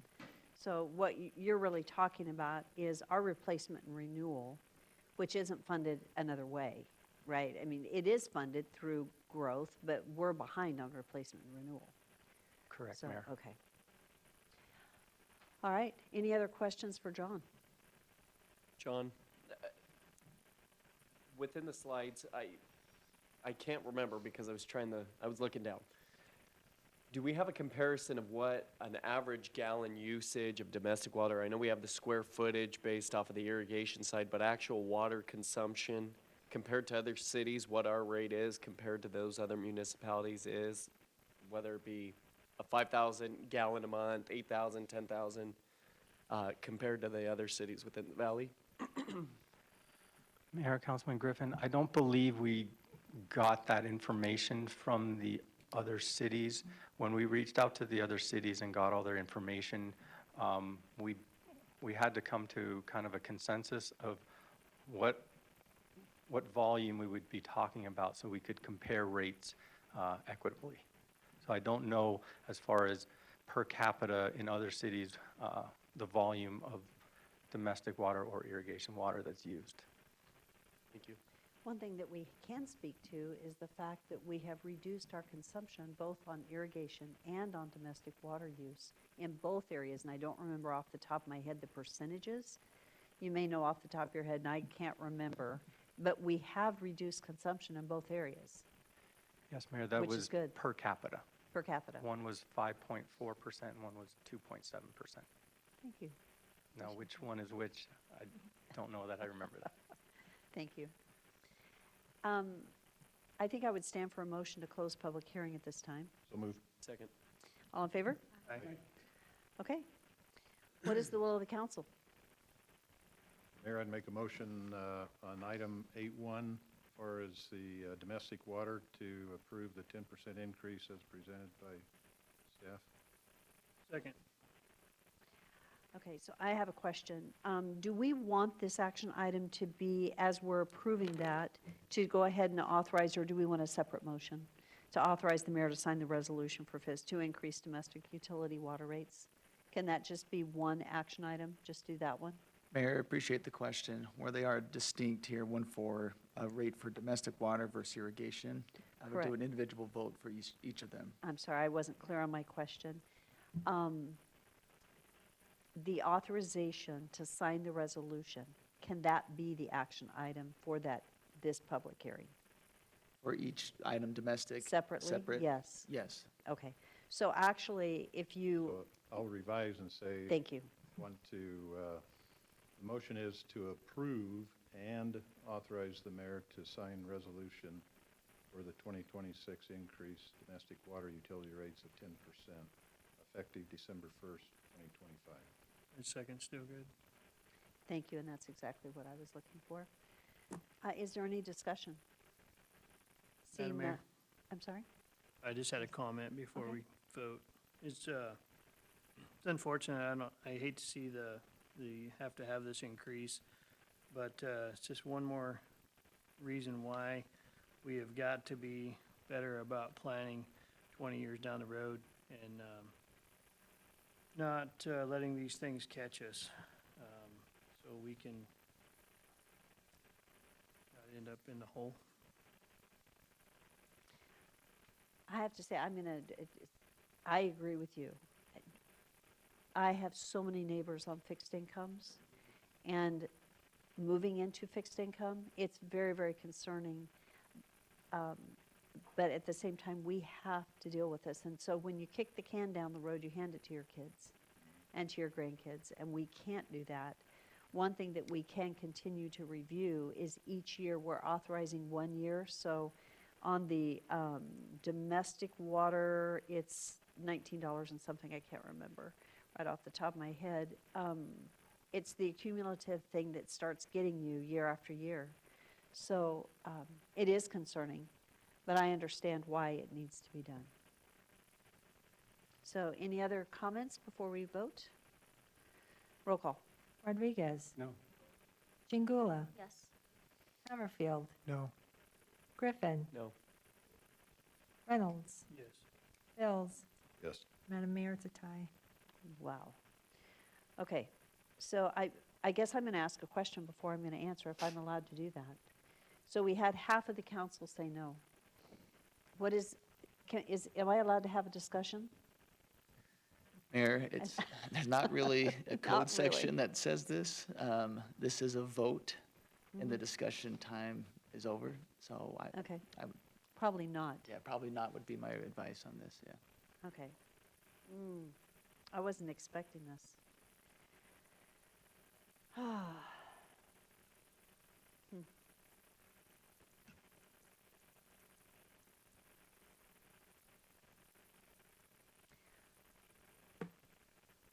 going to vote yes on domestic water. Vote is 4-3, motion carries.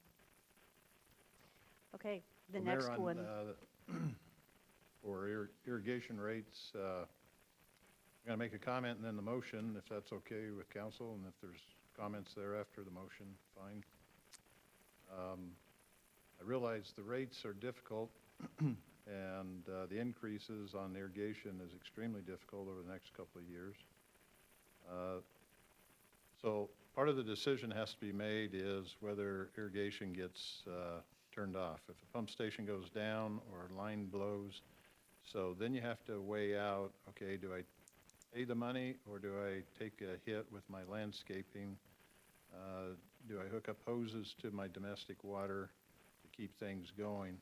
The city's done an excellent job over the years of backing up when there's a down deal, when the peak time is going. And so from my side, as difficult as it is and difficult to approve, I think it's equally irresponsible if we don't do some type of increase, and staff's recommending the 10%, so that's what the motion will be for, is make a motion then that we increase 10% irrigation rates and fees for fiscal 26 and authorize the mayor to sign the resolution for fiscal year 2026. Second. It's been moved and seconded. Discussion. Mayor? In alluding to your potential question that you were going to ask, I just lean back to the position of what I was alluding to in my question to John originally. I think it's hard to balance and weigh being good stewards of future residents, and I'm not trying to isolate or be disparaging in any way, or current residents here and now. And the tough perspective that I have, whether we like it or don't, we have districts that we represent. And in mine, I have a handful of senior communities that are already feeling the pinch. And that's prior to $114 per 100,000 from a school district levy. That's prior to whatever other levying district. I'm not going to list them all off. This is not an insignificant amount when looking at it across a full year. So my perspective and opinion is, as trying to steward the financial needs of residents. I also live in an area that's also growing and developing significantly, and for us that are working, not fixed incomes, it's okay. It's just cost of doing business and living. There's going to be inflationary costs. I think the percentage is what gave me pause previously and what gives me pause now, just trying to represent the full totality of my district. You know, I'm going to go back to my last vote being yes to support it. So on domestic water, if we don't have water to drink, we don't have anything. And that's a really difficult one. And when John shared that one break was $200,000 on a domestic water break, which would have cost us 30. So if you think about the utilization of funds and taking those funds and maximizing them, by doing the repairs, it's going to cost us a lot less down the road. The challenge is that if we don't have, if you don't have water, you just don't have water. You have to have water. And so it is very difficult. I struggle with it, especially if we're going to get back into a tie vote and I'm going to make the decision. When I say it, very candidly, my budget's going to be tight. I'm going to feel this. All my neighbors are feeling it. And you think about that because our incomes aren't rising when we're on fixed incomes. However, the alternative, what is the alternative? And that's the difficult thing that I'm struggling with as a city, because if we don't fund where we have to have improvements, and I'm sorry I'm prolonging this and I know we need to make a decision, but I weigh it very seriously because I know what it's going to do to people. Sometimes it's the difference in what the food that they eat, literally, because their income hasn't gone up. The cost. Irrigation is a little different, but you still have to, you have to have it. I don't know what the option is, and I know John just went through it, but I don't know what the option is. This is a difficult situation. This is the challenge with being a larger, older city. Well, it's also a challenge that we didn't bump the rates slightly more for the last 10 years. And keep setting aside replacement monies. Mm-hmm. So we've tried to stay inexpensive for the citizens year after year, and it's admirable on one side, but it catches up. It's short-sighted on the other. And so now we're at a point where we need to make increases, and folks are going to be upset, understandably. But at the same time, to not start planning and replacing is further putting the residents at risk. Somewhere, there's going to be another north side. And those are difficult. I'd much rather do things under a plan replacement than crisis management continually. And to spend 7 times what it would cost to do a replacement, so that's really ineffective use of the user monies from my perspective.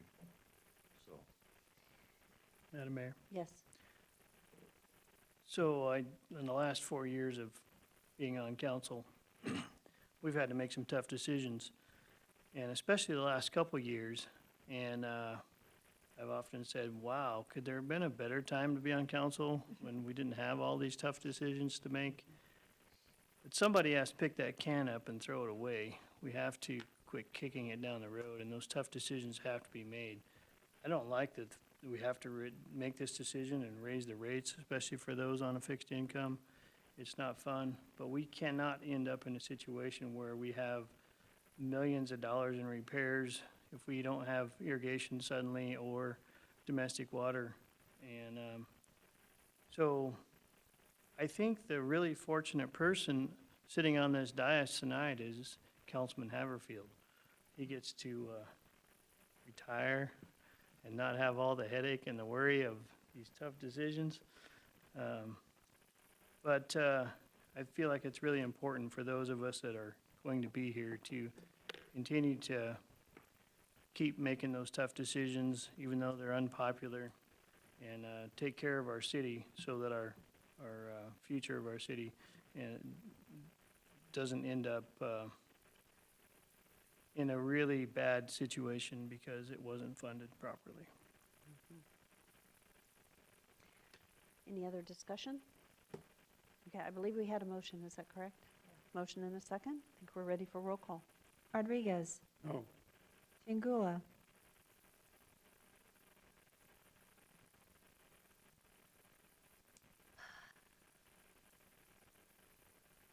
No. Hammerfield. No. Griffin. No. Reynolds. Yes. Bills. 2 in favor, 4 opposed, motion fails. Okay, as that motion fails, what is the will of the council? Is there another backup motion? Mayor, I'll make a motion to do a 5% increase. I'll second the motion. It's been moved and seconded to do a 5% increase. Is there any discussion? Roll call. Rodriguez. Yes. Bills. Yes. Reynolds. Yes. Griffin. No. Hammerfield. Yes. Chingula. Yes. 5 in favor, 1 opposed, motion carries. Okay, so let's do another action item though real quickly because we didn't do the authorize the mayor to sign the resolution. So let's go ahead and do that. Make a motion to authorize the mayor to sign the resolution. Second. This is for fiscal year 2026 increase to Mayor, irrigation utility rates of 5%. Yes. if I'm not incorrect, I believe we would need to bring a new resolution forward or authorize an amended resolution because the current resolution shows the 10%, correct, John? Well, the motion is to authorize the mayor to sign a resolution for the fiscal year 2026 increase to irrigation utility rates of 5% effective March 1, 2026. That is the motion. I think we're good. Thank you. Okay, was there a second on the motion? Yeah, I second. You seconded it? Okay. Discussion? Bills. Did you made the motion, correct? I Yeah, Natalie did, thank you. Okay. Discussion? Roll call. Rodriguez. Yes. Bills. Yes. Hammerfield. I need clarification. We already approved the 5% increase in the irrigation rates and fees. This is on the resolution? We just didn't read the full Okay. thing for the resolution, so I'm just redoing a vote to officially make it the resolution. So yes. Griffin. No. Reynolds. Yes. Chingula. Yes. 5 in favor, 1 opposed, motion carries.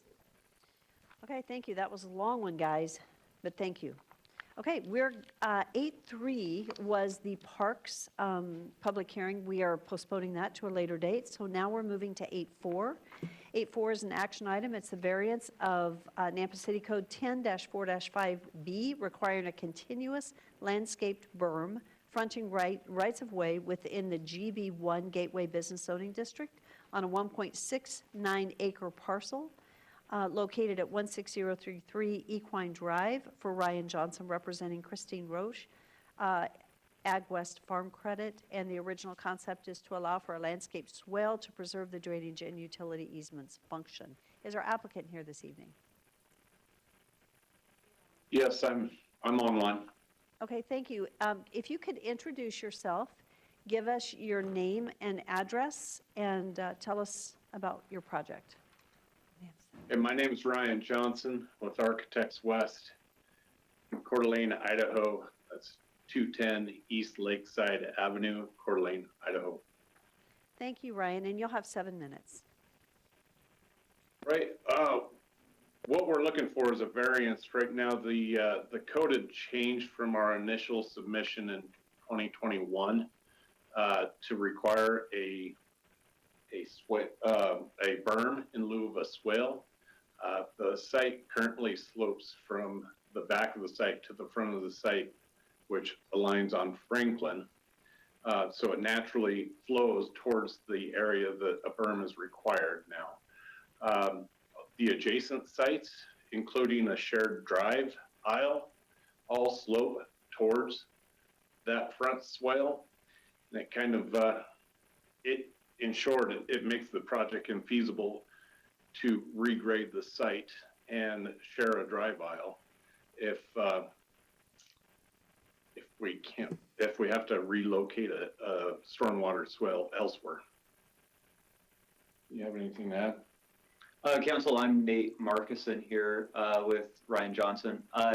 There's also utilities that run, and I just wanted to highlight that when the property was purchased, it was in the understanding of the deed that that the site had a swale easement and a storm drainage conveyance easement, along with utility easement.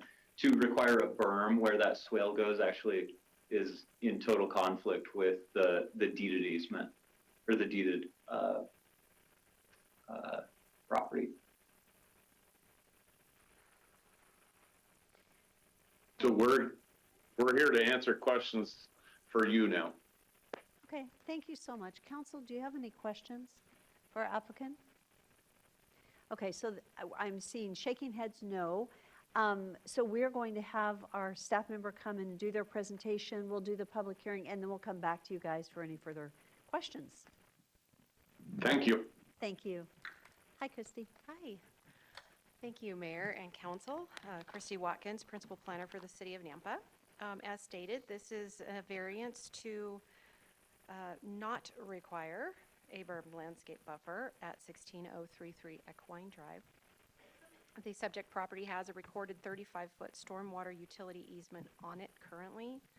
This easement was intended to collect and treat surface water from the site and adjacent parcels. The literal application of the 20-foot berm and, the 20-foot berm requirement in 1045B would conflict with that easement. It would block the drainage and it would eliminate access for current and future utilities. This is the street view of the front of the vacant lot on the top, so you can see how flat that is currently. And then this street view of the property to the east, which is across Equine Drive, and how flat that is currently.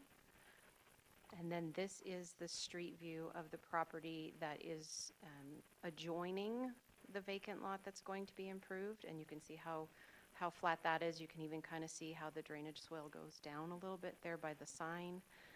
The bottom image shows how they will be sharing that access between the two properties and how that drainage will need to work together on both of those properties. This is just a construction drawing here of how that easement and how the drainage facility is going to be designed. So the future land use map shows this area as commercial. The entire area surrounding this property is GB1, which is gateway business, and Franklin Road is considered to be an arterial. 10-4 requires berming along arterial roadways in the GB1 zone. That was just recently changed to be a requirement in the last, I think, 3 years. So as he stated, those original properties that were improved there were not under that same requirement. These are the applicable regulations for a variance. These 5 criteria must be found to be met in some way for the approval of this variance. Staff has found that these criteria have been met, and that is based on the fact that the other properties in the area have all been developed with no berming requirement, and because of the existing utilities, utility easements and the drainage easements that are in the area. This is the berming requirement from 10.4.5. So it is the intent of these requirements to bring these properties into compliance as they make significant changes or improvements. However, with this property, that's a little bit more difficult than just a vacant piece that doesn't have any encumbrance on them. There was, I think I flipped past that. There were no comments made on this particular request. There were no concerns from engineering or any other utilities. These are the minimal conditions of approval. The findings of fact we've stated as we've talked about these various different images that you've seen on your screen. So after weighing all the variance facts and comments, it's clear that there is a need for this variance due to the unique situation that's created by having the existing situations there, the drainage swell, the public utilities, the shared drive aisle, all of those things would make it difficult to place that berm and would actually cause a bigger problem. Typically, the property owners in this district can expect to be permitted to develop their property in accordance with these established city codes. However, enforcing that law as it is written would deprive this property owner of that right, and there are no safety concerns that are apparent as a result of granting this variance. These are your potential motions, and I'll stand for any questions. Thank you, Christy. Thank Do you. we have any questions at this time? Very straightforward. Thank you. Thank you. So this is a public hearing, and Madam Mayor, no one requested to speak on this item. thank you. Is there anyone here that had intended to testify on this particular public hearing? Seeing no one, there is an opportunity for our applicant to come back and provide any closing comments, or council, do you have any questions for our applicant? Okay, for our applicant, we do not have any questions for you. Do you want to make any comments? No, ma'am. Okay, so I would stand for a motion to close public hearing. So moved. All in favor? Aye. Okay, what is the will of the council? Mayor, I make a motion to approve the variance NCC 1045.B as presented on the screen. Second. It's been moved and seconded. Is there any discussion? Seeing none, roll call. Rodriguez. Yes. Jingula. Yes. Reynolds. Yes. Haverfield. Yes. Griffin. Yes. Bills. Yes. All in favor, motion carries. Well, that was easy, guys. Thank you very much. Thank you, council. Thank you. Okay, 8.5. 8.5 is a variance from Nampa City Code 10-8-5A requiring a minimum 15-foot rear setback and a 5-foot side yard setback in a single RS6, single-family residential zoning district, a .18 acre parcel located at 28 North Midland Boulevard. This is for Michael Cook. The original concept is building an addition to the existing home which encroaches into the side and rear yard setbacks. Is our applicant here this evening? Go ahead and come forward and give us your name and address, and thank you for sharing what you're trying to accomplish. Thank you. My name is Mike Cook, and I live at 28 North Midland Boulevard. I own the property, and I began this project by going to the city, making sure that I knew what was entailed. I checked and made sure I knew what the setbacks were and made sure my project would fit my needs and that it would fit where I wanted to go. At the time that I applied for the permits, I was told that the setbacks, because I lived in an existing house and in Westview subdivision, which is the really old subdivision, that those setbacks were 5 feet and 5 feet. So I moved forward with the project. I then got the proper permits and began my addition. After my excavation was done, I was laying out my footings, and my neighbor, through a complaint to the city, thought that my building was a foot too close to the property line. I sold my neighbors their home at 30 North Midland Boulevard about 2 years ago with the understanding that the fence line was the property line. So I was surprised and taken back by their comments, since for the past 30 years that the fence line was the understanding of the property line. They have made numerous comments in the past 2 years indicating that they understood and agreed that the fence line was the property line when they purchased the property. I started this project in good faith and thought I was well within the setback limits. However, trying to be a good neighbor in the event that she was correct, I moved my building an additional 1.5 feet away from what I believed the property line was. After I had erected the building, she had the property surveyed, and it seems that there was an error in the property description, and with that error, it seems that the property line had moved more than a foot. My neighbors did not want to talk to me about making the corrections to the property description. They just wanted the newfound property, which was now causing me to be a couple of inches into the setback. I owned the property at 30 North Midland Boulevard that my neighbors now own, and I had it remodeled to fit the needs, which include our future needs. My wife and I are both in our later years and realized that in the future we may need someone staying with us to take care of us. We're talking about planning ahead. I don't know. Anyway, if you don't plan ahead, like you know, causes problems. So we also have many relatives that come and visit, and out of necessity, we've had some children and grandchildren that have stayed a little longer, pardon me,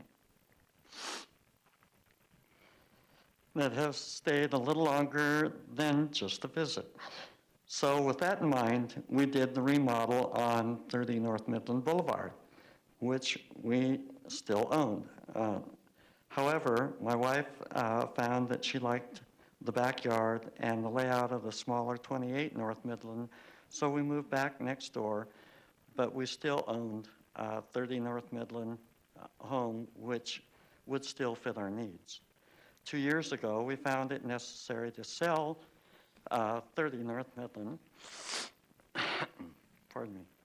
We find our new home now does not have the room that we required, since we still have numerous guests and visitors, and fortunately, we're still growing old. So we decided to do the needed addition to this home. We are only making our home meet the current needs and our future needs by making it comparable to the other 3 homes around us, including 30 North Midland. As you will see, with the planning and zoning paperwork that will come up, none of the departments have any objections to the variance.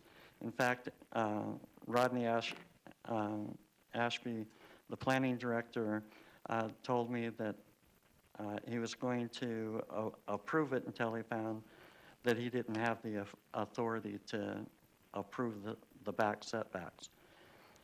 The only objection came from my neighbor that lives in 30 North Midland.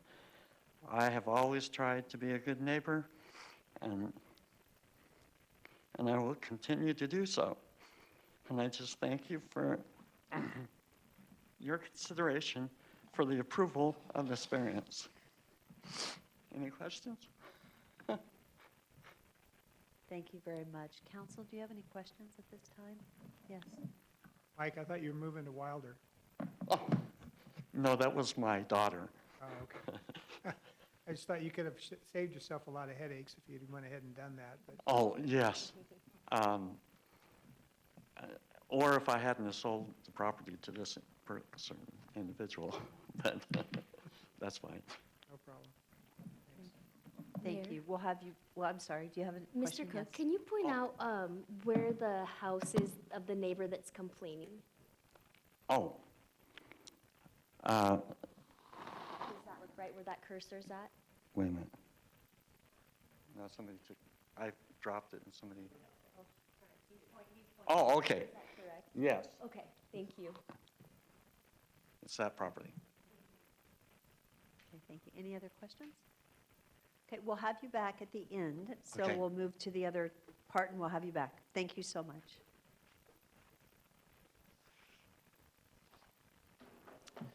Madam Mayor, City Council, Rodney Ashby, Planning and Zoning Director.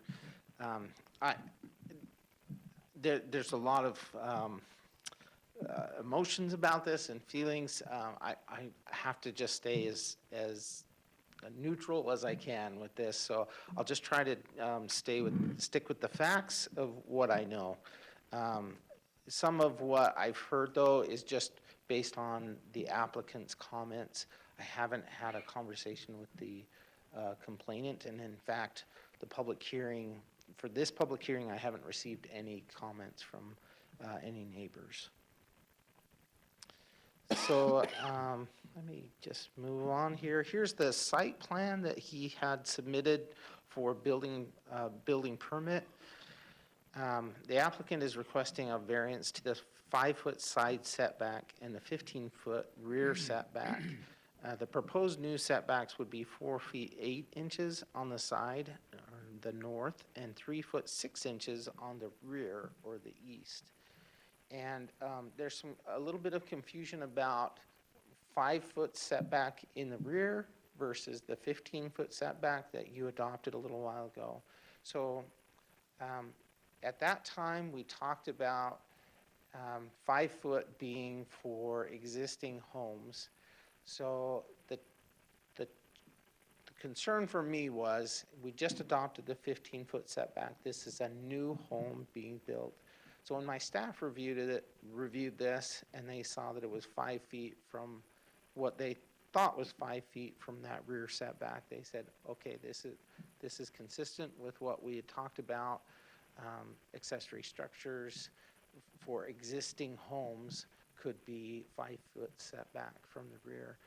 But this is not an accessory structure, this is an addition. And so when I went through the staff level variance, I found that it not only did it go to 5 feet, but it actually went to 3 foot 6 inches from the rear property line.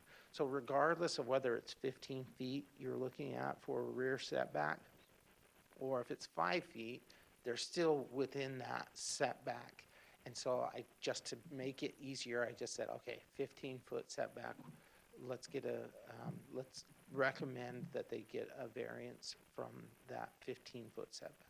I hope that's clear. So to the north there, 4 foot 8, to the east is 3 foot 6.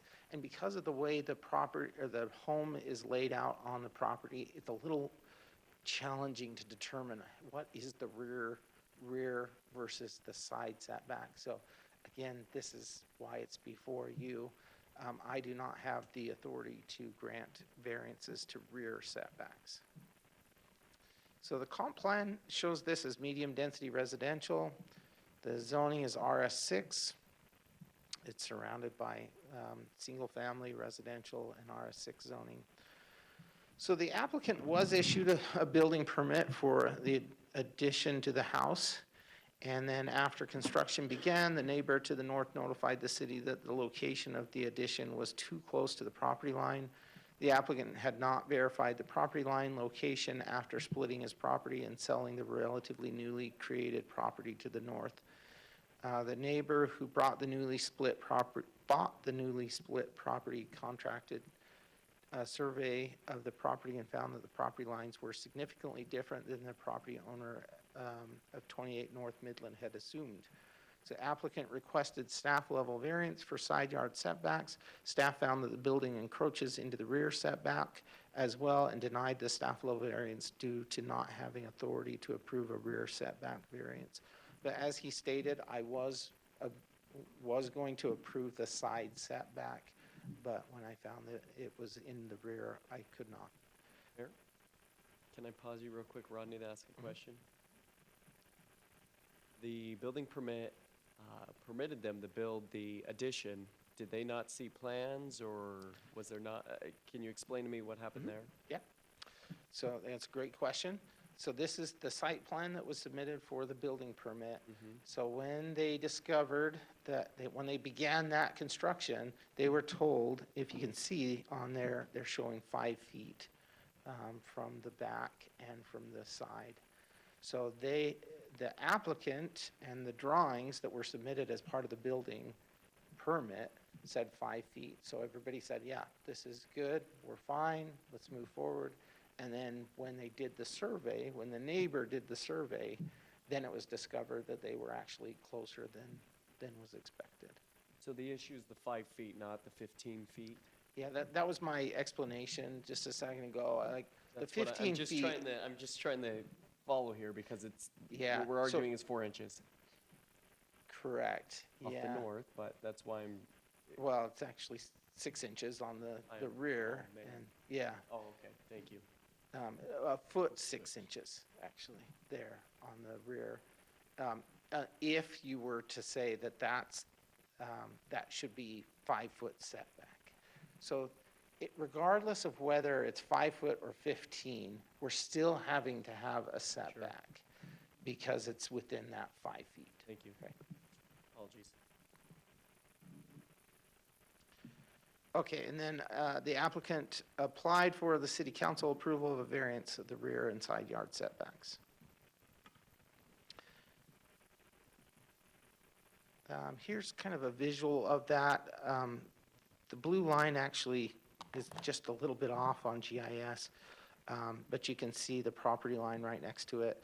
Where the fence was is where everybody had assumed that the property line was, but it's not. It's just the property line was south of that fence line. Could I ask a quick question? Yeah. Is the setback, is it 5 feet from the fence line? So it's up to interpretation there. So when you pass the ordinance for 15-foot rear setback, is that what you're talking about? Actually, 15 no, versus because 5? I know this was already here before we passed that ordinance for Yeah. 15. But let's say if it's the 5. When they did their building permit, they were doing it off of the fence line. Is it 5 feet from the fence?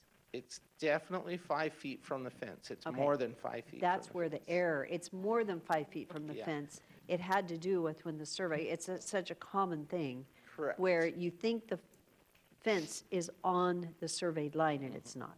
That's correct. Okay, so it is more than 5 feet from the fence line. It just isn't off of the new surveyed line. That's correct. Mayor? Rodney, can you clarify something for me? If you go back to that photo, yep, that. So this is why I asked which house was complaining, because I thought we were talking about this structure on the south side. That's not what we're talking about? We're talking about a new structure going in up over in the north side. Correct, yeah. Okay. If you go back to that site plan that I showed, if you think about where that was, the bottom where it says existing shop is the one you were just referring to. Okay. So this is to the northeast corner of the property. Or it kind of looks like there's a little shed there already. Maybe I'm not seeing that correct. Yeah, they tore down, or they took down that shed, and they're Okay. putting a new addition where that shed is. Thank you. And I'm going to jump the gun. The neighbor to the east hasn't said anything about the 15-foot or the 5-foot or the 3.6-foot difference, or they have.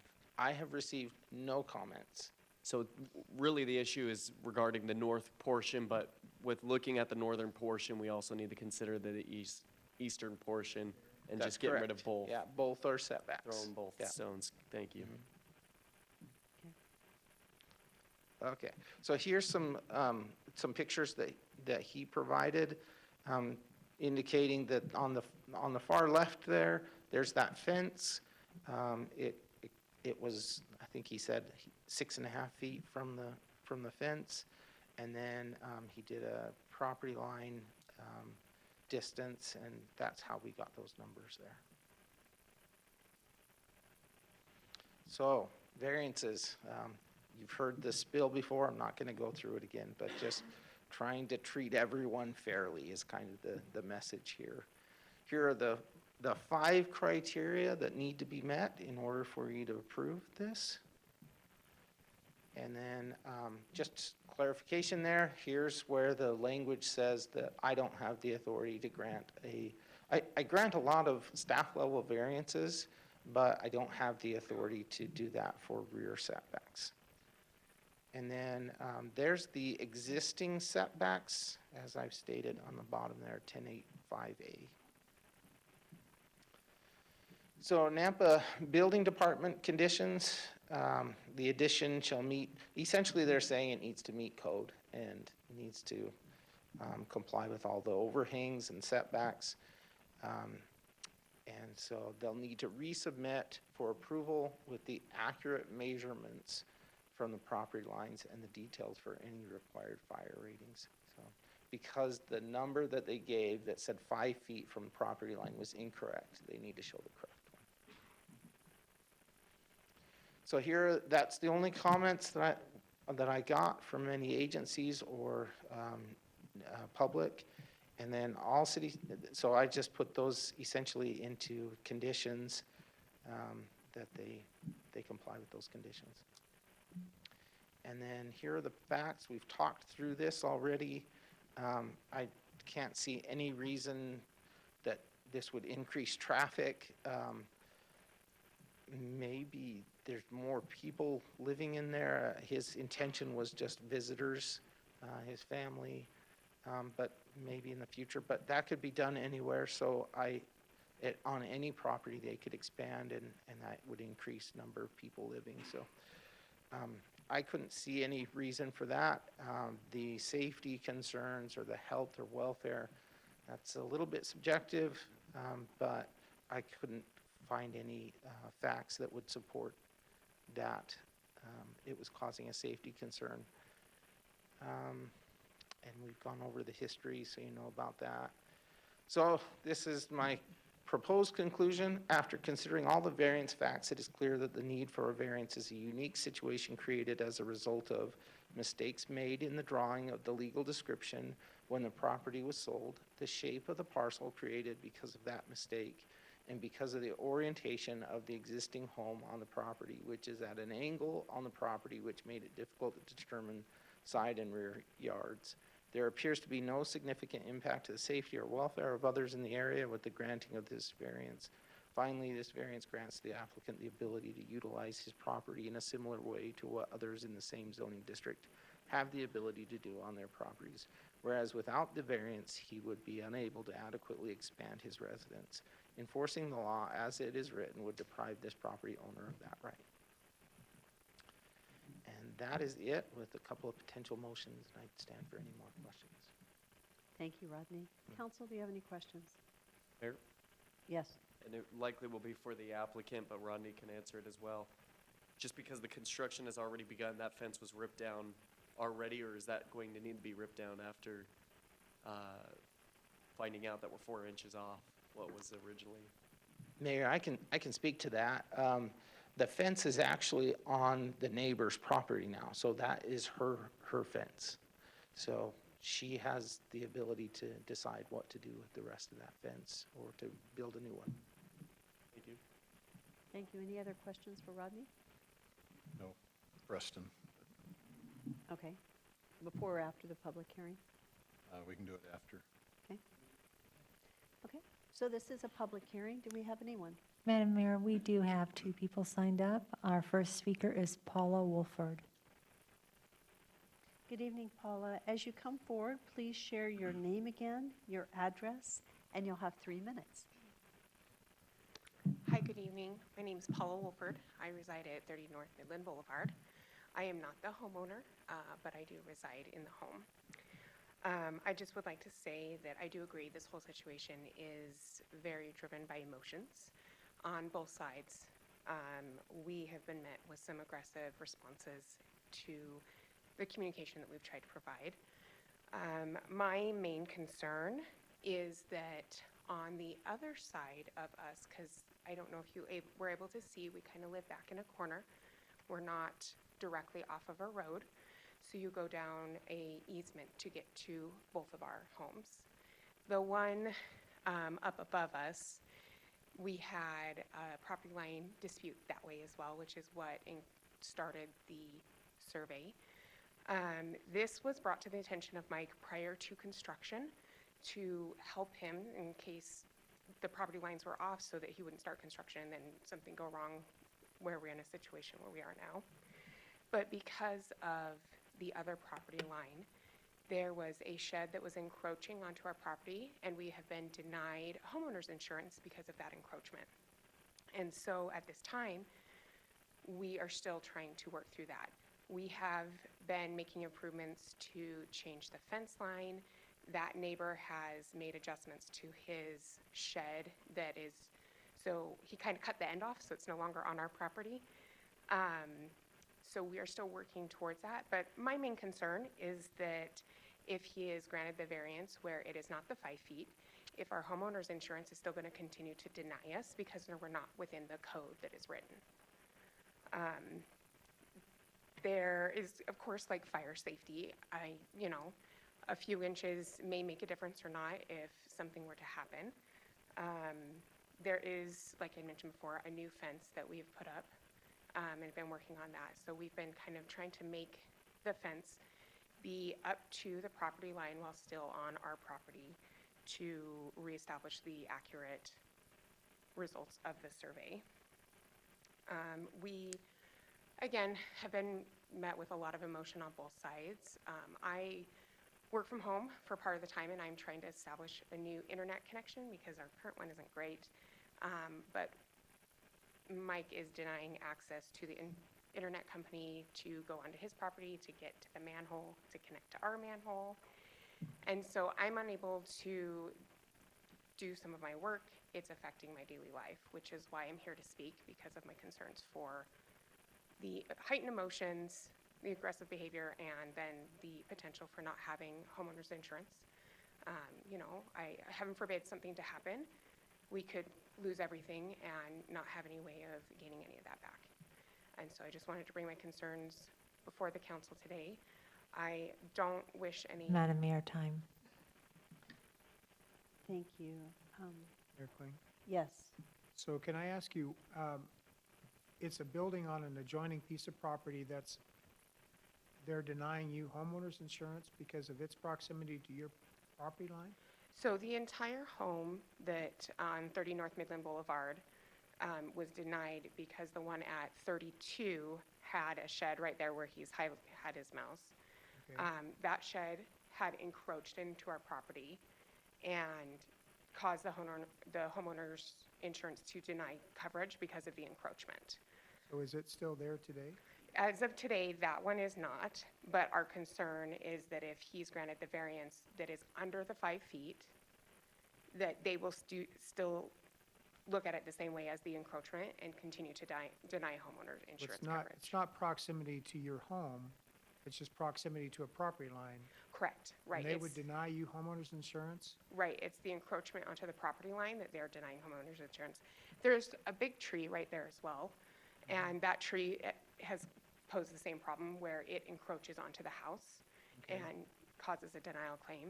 So the shed that was there is gone now. You can get homeowners insurance as it stands, so an 8-inch difference in a property line dispute is enough for them to deny you your homeowners insurance? That is our concern. We're working towards trying to get that information. This whole thing has kind of been a big back and forth project all summer with a lot of stop and go and a lot of expense along the way for every party involved. And so it's not been something that's been very fast, but our concern now that we have that encroachment gone, as we're looking into trying to opt into the homeowner's insurance again, we've taken care of the tree and the shed, that if there is that considered encroachment because it is less than 5 feet, we may still be denied homeowner's insurance. Even if the fence stays where it's currently at, which is on your property? I mean, it's not like they're building, I guess I understand where you're coming from, but I'm a little bit confused that 8 inches would make that much of a difference to an insurance provider.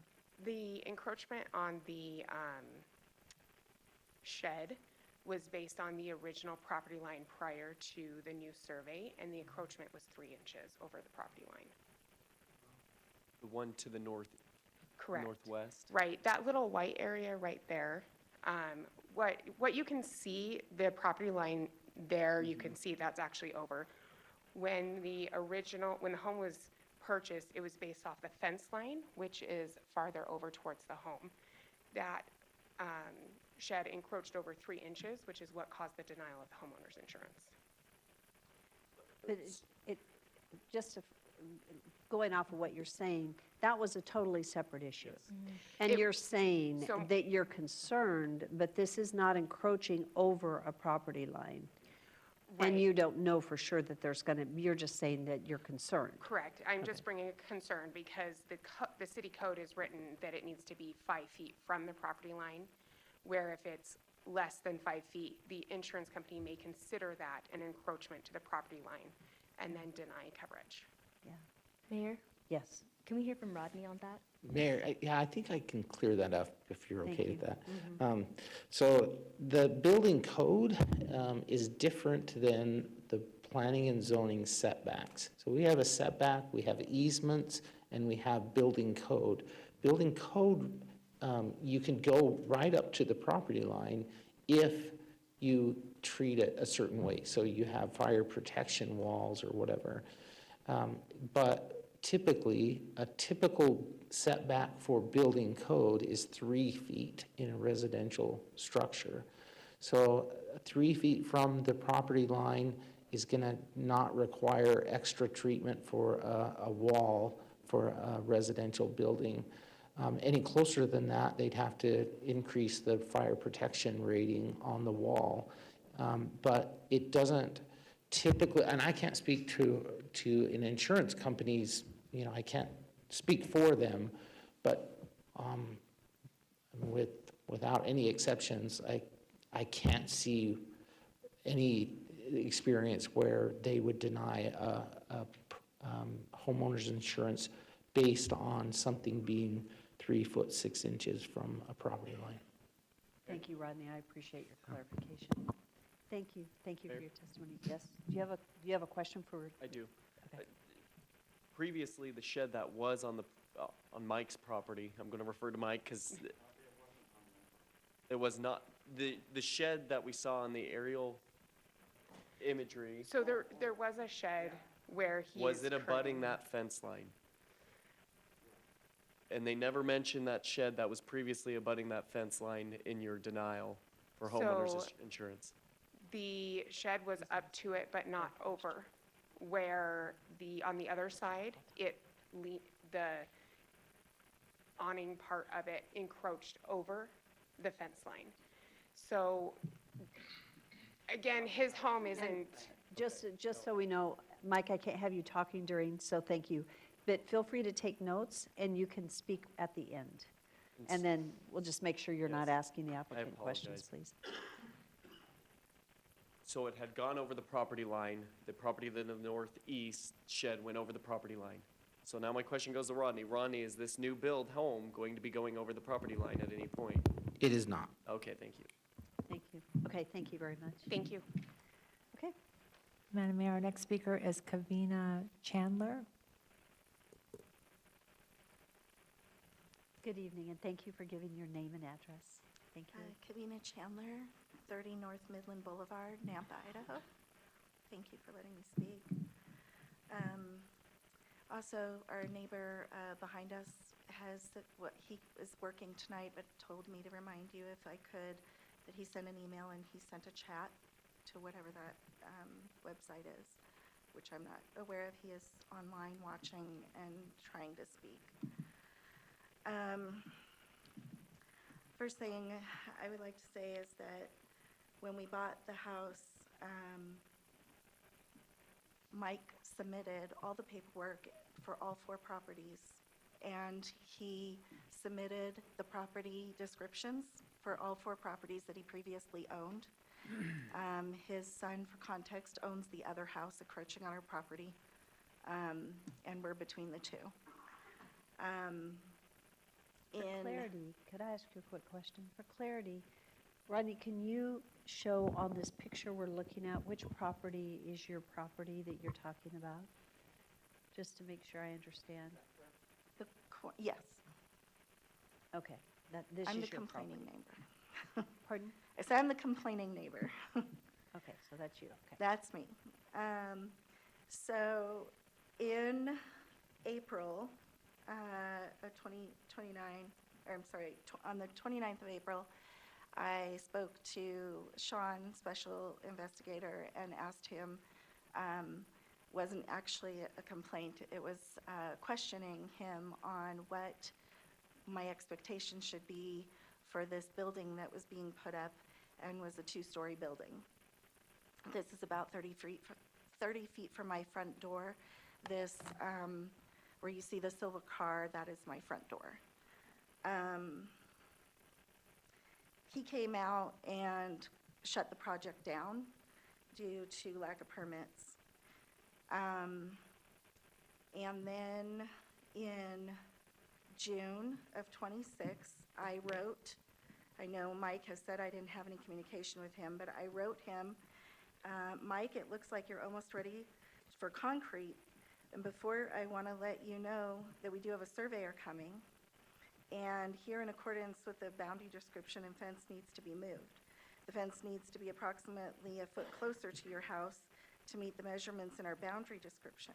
We do not want to have you dismantle or any work you are currently doing when the survey is completed, so this just seems the wise thing to do. If you had a survey done that I'm not aware of, please let me know. In addition, please also make sure your building is 5 feet from our property line, as stated in our boundary agreement as we signed both with the purchase. Also, I do know that the special investigator in April told him that he should get his own survey. Madam and that Mayor, he should have time. done it. I'm sorry? Okay, so we're at time, Oh. but just a minute. So we stopped it when we were asking questions and having discussion, is that correct? That is not correct. We did not stop it during discussion. Okay. So, go ahead. Mayor, you're welcome to add more time. I think that's a normal practice we have. If there's some back and Okay, forth. so because that- we did have some back and forth questions, so go ahead and finish if you could. He replied, I took precautions for the event of the property line isn't the fence line, and made sure our building was 6.5 feet from my side of the fence, made sure we were all within the setbacks, thanks for the heads up.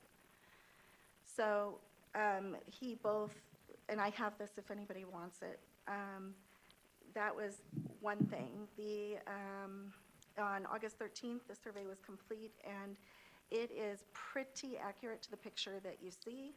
And so we went ahead and took the fence down, and we have put in a new fence.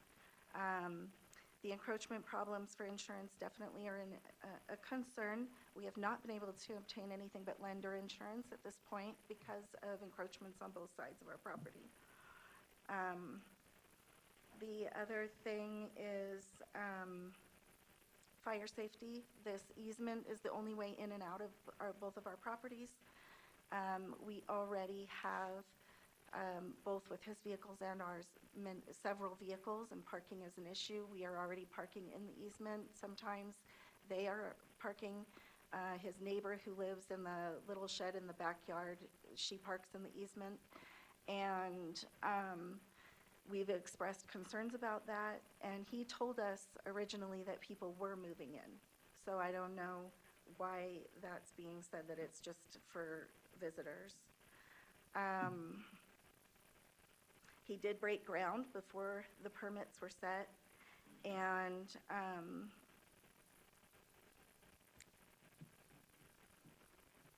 I also did send email communications to a Janet Wainwright on the 24th of September, stating concerns and sharing all documents with the survey and everything.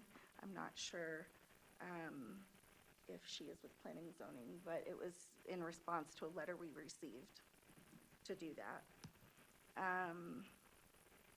So I think those are my major concerns, and I mainly just want to address the fact that Mike Cook knew He was told by the special investigator and warned by us to not start this project before the survey was finished. He was encouraged to get his own survey, which he refused to do. And his front door, there is a front door of that second building. There's a front door and a window there. So it's pretty clear which is the back and which is the side of that second-story building. I don't know if you have any other questions. Mayor, Yes. you had mentioned both sides on your denial letter for insurance. Was that the encroachment specifically talking about Mike's property or his son's property to the east, west of you? It mentioned encroachments, and it specifically mentioned the tree and encroachments from the buildings, the building. So it didn't mention specifically which encroachments other than those two. Just said encroachments. And they had denied you for that, but you have since been able to get homeowners No, insurance? since we bought this property, we have not been able to get homeowners insurance. And we are stuck on lender insurance. This has already caused us one problem when we had a water leak. So it is a really big concern. Thank you. Does anybody want this communication copy? That, you read it? Read it into the record. Okay, Okay, we'll be thank good. you. Thank you. Thank you very much. Mayor, Yes. can I follow up with staff with another comment that was made, or should I wait till after? Why don't you wait till after a public hearing, if Okay. you don't mind? Make a That's fine. note, and Thank then you. we'll follow up. So, Madam Mayor, we do not have anyone else requesting to provide public testimony. is there anyone else here this evening that had intended to testify on this matter? Mayor? Okay, seeing no one. You have a question? They had mentioned the comment that Oh, the someone neighbor was to the online. east was messaging a chat or had sent an email. I hadn't seen an Is there email. someone I haven't online? seen an email either. Mayor, I'm guessing that that was probably on YouTube, just the live stream. I looked on YouTube and commenting was shut off, so I don't know where. I'm not sure where that would go either. Yeah, yeah, that's very difficult. So there is no one on Teams, is that correct? That is.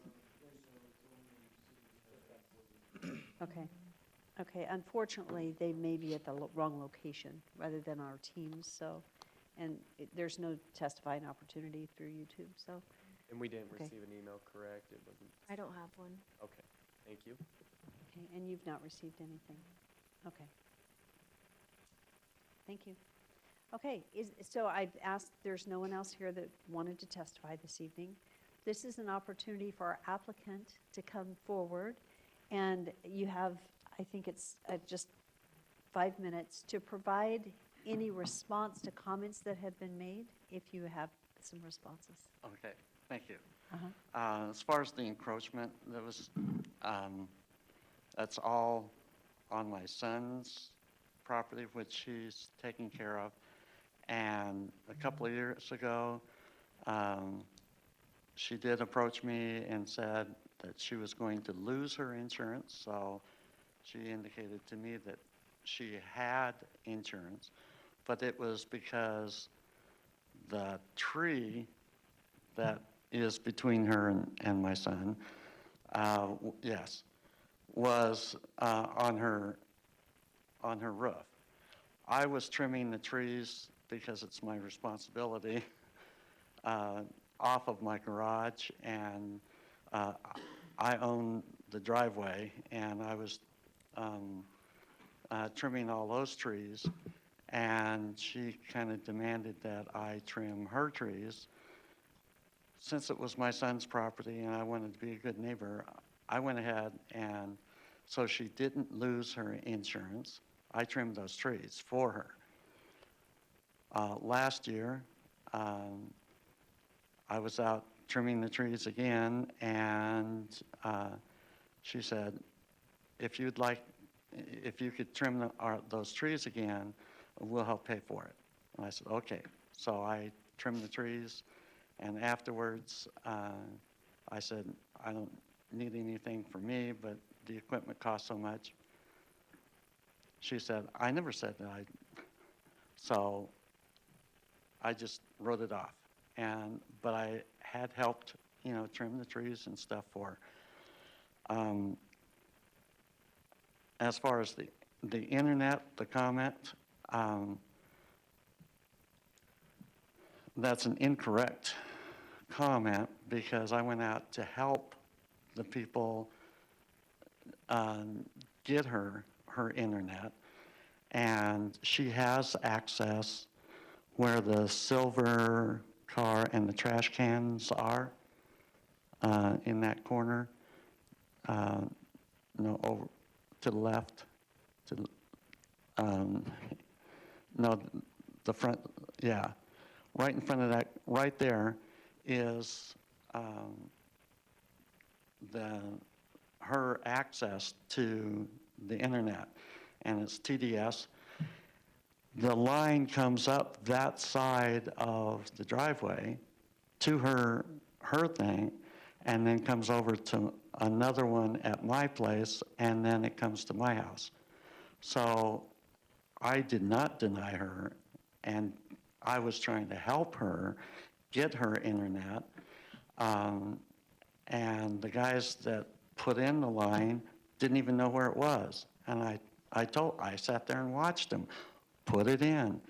They've since come out and discovered that it was right where I said it was, and her access is right there.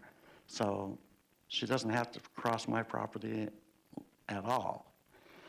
The cars, she has 7 cars. I have 3. I don't know what she's complaining about with that. So again, I reiterate that I've tried to be a good neighbor with her. And I've tried to help her. And this is the only thing that I'm getting in response. As far as the shutdown, the inspector did come out and he said it'd be a good idea. He never shut me down. He just said it would be a good idea if you got your property surveyed. And with the expense and everything, and I was looking at a timeline, there's no surveyor that could come right out and whatnot. So I moved my building over the 1.5 feet to try to make sure that I wasn't encroaching. And so it's like 3.5 inches into the setback with the property line the way it is. And again, I don't know of any insurance company that would deny her because I'm into the setback. I'm not encroaching on her property at all.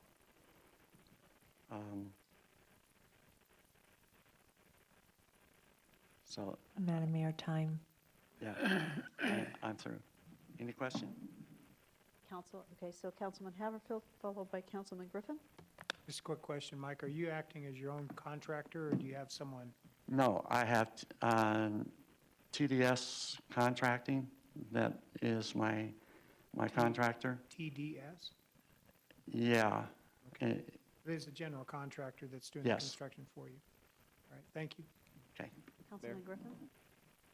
The comment was made that you had broke ground prior to receiving your building permit. No, I got the building permit before I started building. Thank you. That's It's for establishing. Thank you. okay. Okay, thank you. Any other questions? Yes. Yes, okay. So,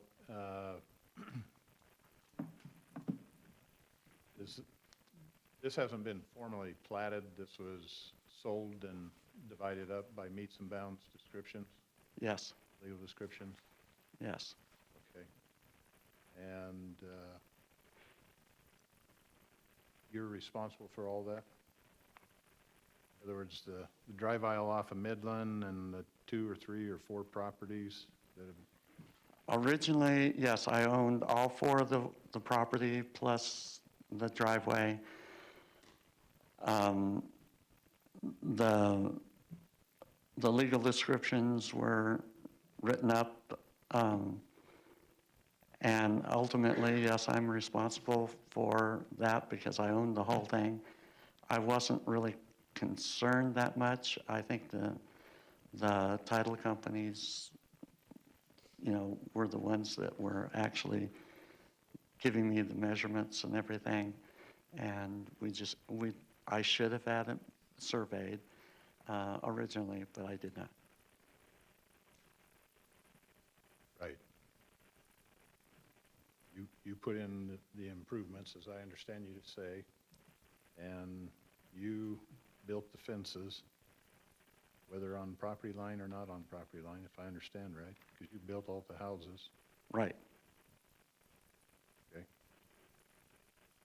Except for the very back fence, back in '86 when I bought the property, the owner of the property, yeah, that fence, that back property owner had constructed that fence. And that'd be the easterly fence? yes. And that wasn't existing when you bought your property and started yes, forward? correct.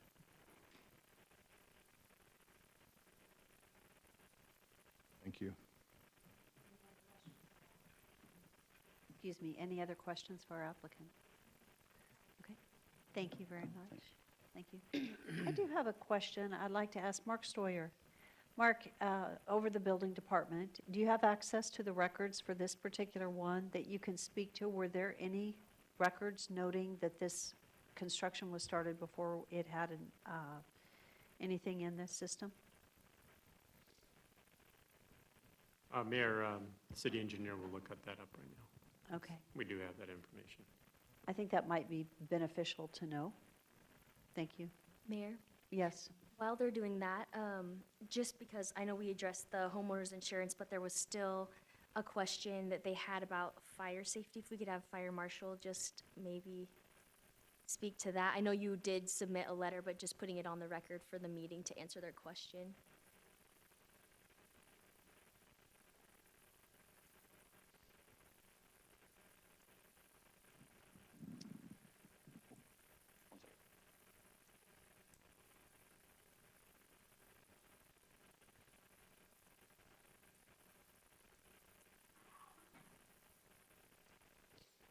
Madam Mayor, members of council, Elijah Effinger, interim fire marshal, Nampa Fire District. Yeah, I did submit some comments earlier on it, and we as a fire district do not have an issue in terms of fire safety and the questions that they may have. If you take a look at the drive in the distance, they do have a fire hydrant that's directly across the street, so for water supply, we don't have concern there. For access, the access is fine for our fire trucks, completely right off of Midland Road. As of the building of Station 6, they now have a decreased response time of 2 minutes. They previously were 5 over the 520. At Station 4, they're now coming from Station 6, so they're roughly just over 3 minutes. So that's an improvement, and I would be totally okay if they have concerns for that in their insurance. I would be okay writing something to their insurance in that to help them with that concern.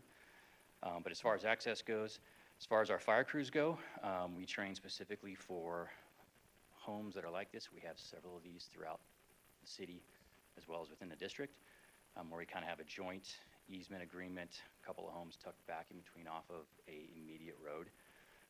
The access is fine. We have the sufficient crews as well as firefighting apparatus to be more than sufficient in there. With where the new addition will be, I do not have concerns of that auto exposing onto the other property in terms of the distance that it's from if you were to have a fire in this area due to the improved response time that we will have. So I do not have any issues fire-wise or concern with this property and with the addition that they're looking to submit for. So with that, I'll stand for questions. Thank you. Any other questions? Thank you very much. Mayor? Yes. Mayor and council, after review of the records, it does not appear that any work was conducted that would require a permit. So there were no violations of work that was done outside of a permit? That is correct. Okay, thank you very much. I appreciate you checking. Okay, so, yes, Preston, are you aware of a couple of Supreme Court cases that came down earlier this year, referencing boundary by acquiescence, boundary by agreement, and fence lines being the established boundary? Mayor, Councilman Bills, I have done some litigation on that. Some in this room know about that, and the law on boundary lines is about as clear as mud in Idaho. So, but there is some developing litigation in that field. It's pretty much an exercise in history rather than law. And going back years and years to fence lines, and was there a dispute when it was established? We've had courts here who we think should clearly rule one way, and they've gone totally a different direction. And so there's not a lot of concrete direction on that area of law. Was it Idaho Supreme Court? Is that what you're referencing? Yeah, there's two cases in the past year and a half. Are you familiar with more information? I feel like I'm missing the big picture here. What was the gist of it? It establishes if a fence has been there for 10 years, 7 years, 20 years, then the fence line is the new property line, or what? I don't understand. There is not enough Yeah. time Okay. to really go into detail. So, Yeah. under the cases, so some of it was that the fence line became boundary. And I think on another one, it was kind of the opposite. Point case. And so, Which one was the the issue is here for me, but we haven't closed public hearing yet, right? we have not. And so so- let's make sure, are there any additional questions for the applicant or anything? Okay. So if Motion to you, make to close the public hearing. Second. all in favor? Aye. Any opposed? Okay, there you go. So the difficulty for me here on this deal is understandably, the applicant for the variance is the one who created the descriptions and created the separation of property. And the fences possibly being installed and then in the wrong spot, creating the difficulty that has ensued. It's disappointing that construction began without a permit, and that had to be reined in. Is that did not happen? That's what I just clarified. I just asked, Mark, could you guys repeat what you said? Yeah, there was no activity that was conducted that would require a permit, so no work was done prior. So putting in the building, the permit was issued before the foundation was put in? Before the foundation was poured, it's not exactly clear. There may have been some excavation for the foundation, but no work that would actually require an inspection by the building department was done prior to the building permit being issued. Thank you for the clarification, my error. So, I just think it's an unfortunate circumstance, and it's tough. I understand needing the variance, but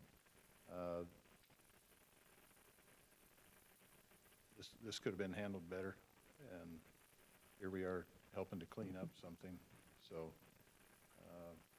to not have had a survey out, to not have had things clear when you sold the property, and then when you add on another addition is kind of, but if it helps solve an issue,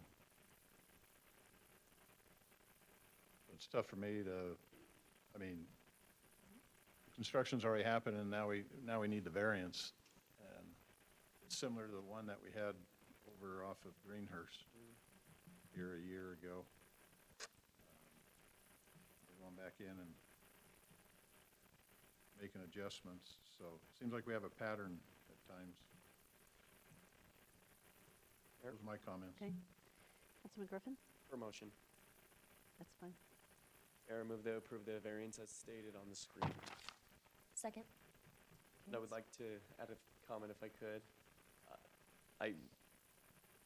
this is the 50-50 issue. Either way, we lose on this, and I think it's unfortunate what has occurred. I think it's difficult as well, given the insurance issues. I hope you know, and legal can speak to this after I'm done. Hopefully, we can give you a copy stating that's a variance and that overrides code, and hopefully the insurance takes that as that's the governing rule for the property, and they don't do that. I hope they don't do that in the end. But I do believe some arborvitaes might be very helpful along that line and maybe help put a shield and a block and privacy for them on behalf. And I hope the neighborly issues cease and y'all can sing kumbaya at the end of the day. But where I come from on this issue, I believe that Mike's project should move forward. Any other discussion? Roll call. Rodriguez. No. Bills. No. Reynolds. Yes. Haverfield. Yes. Ingula. Yes. Griffin. Yes. 4 in favor, 2 opposed, motion carries. Okay. I recognize that we have 2 additional public hearings. I would like to pause for 5 minutes, quick bathroom break for council real quickly, because we've been at it for over 2 hours. So we're going to take just 5 minutes. Let's be quick, council, and we'll be right back. Thank you.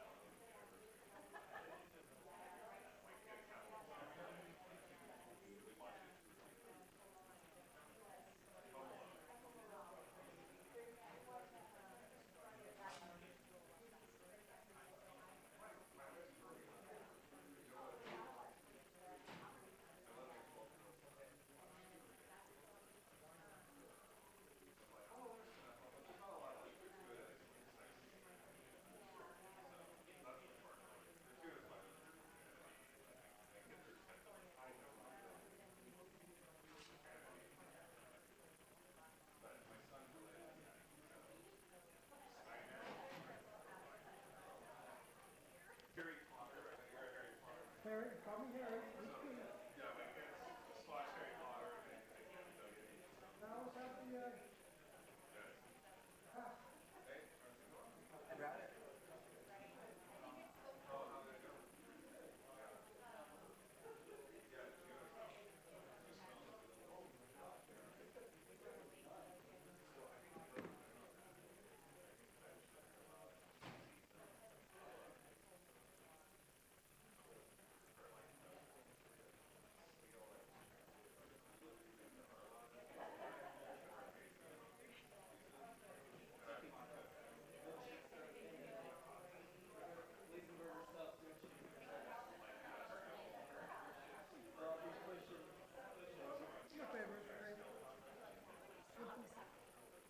Jurassic Park, roller coaster ride in Universal.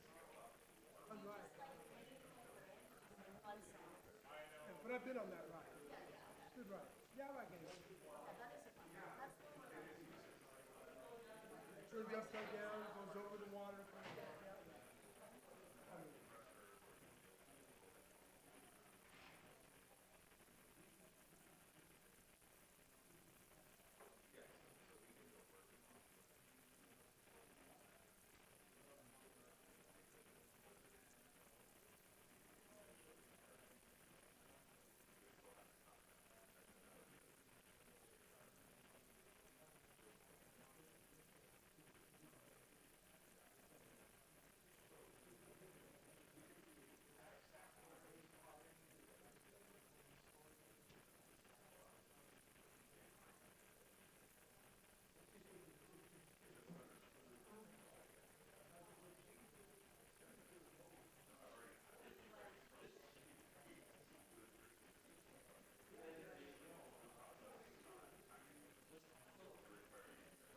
I think we're ready to get going, so here we go. We're going to move into 8.6 on the agenda. Okay, council, here we go. We're missing a few, and we're going to get started. There we go. Okay, 8.6 is an action item. This is annexation and zoning to RS 8.5. It's a single-family residential zoning district and a potential development agreement for a .038 acre parcel at 7736 Birch Lane. This is for Joshua and Michelle Ruman, and the original concept is an annexation of an enclaved parcel so that all the parcels owned by the Rumans, hopefully I'm saying your last name correctly, okay, good, are within city limits. And I think our applicant is here. If you'd like to come forward and give us your name and address, and then tell us what you want to do. Thank you. Joshua Ruman, 7734 Birch Lane. We're requesting annexation of our back lot, go from county to city. Thank you. Is that it?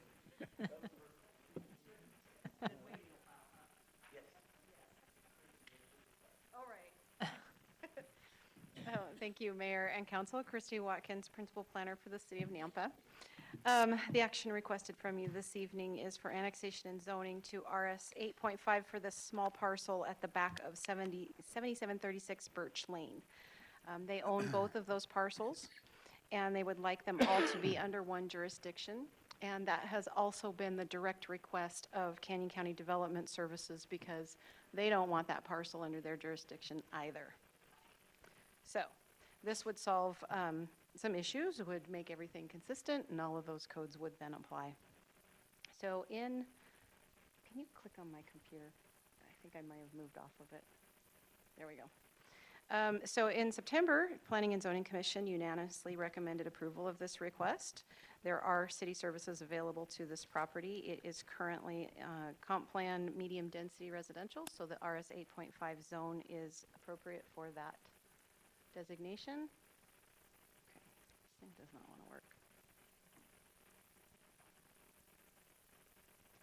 Okay. So as you can see, it is completely surrounded by the RS6 zone. However, the property is, there it is, 16,552 square feet. So the RS 8.5 would allow that lot to be in conformance with our code. There was no correspondence received on this. The engineering department stated that they don't have any issues with this and that they would work with them to connect utilities for that property if it was ever desired. Currently, they're just using it for their own storage purposes, so that's not a desire. There's 4 criteria to be used in determining the appropriateness of annexation. The landowners have consented to annexation. The property is contiguous to the city limits. The comprehensive plan includes the area within its area of annexation. And the property does not have any roadway frontage, so it doesn't have to meet the MOU for the highway district. For zoning, there are 3 criteria that are used.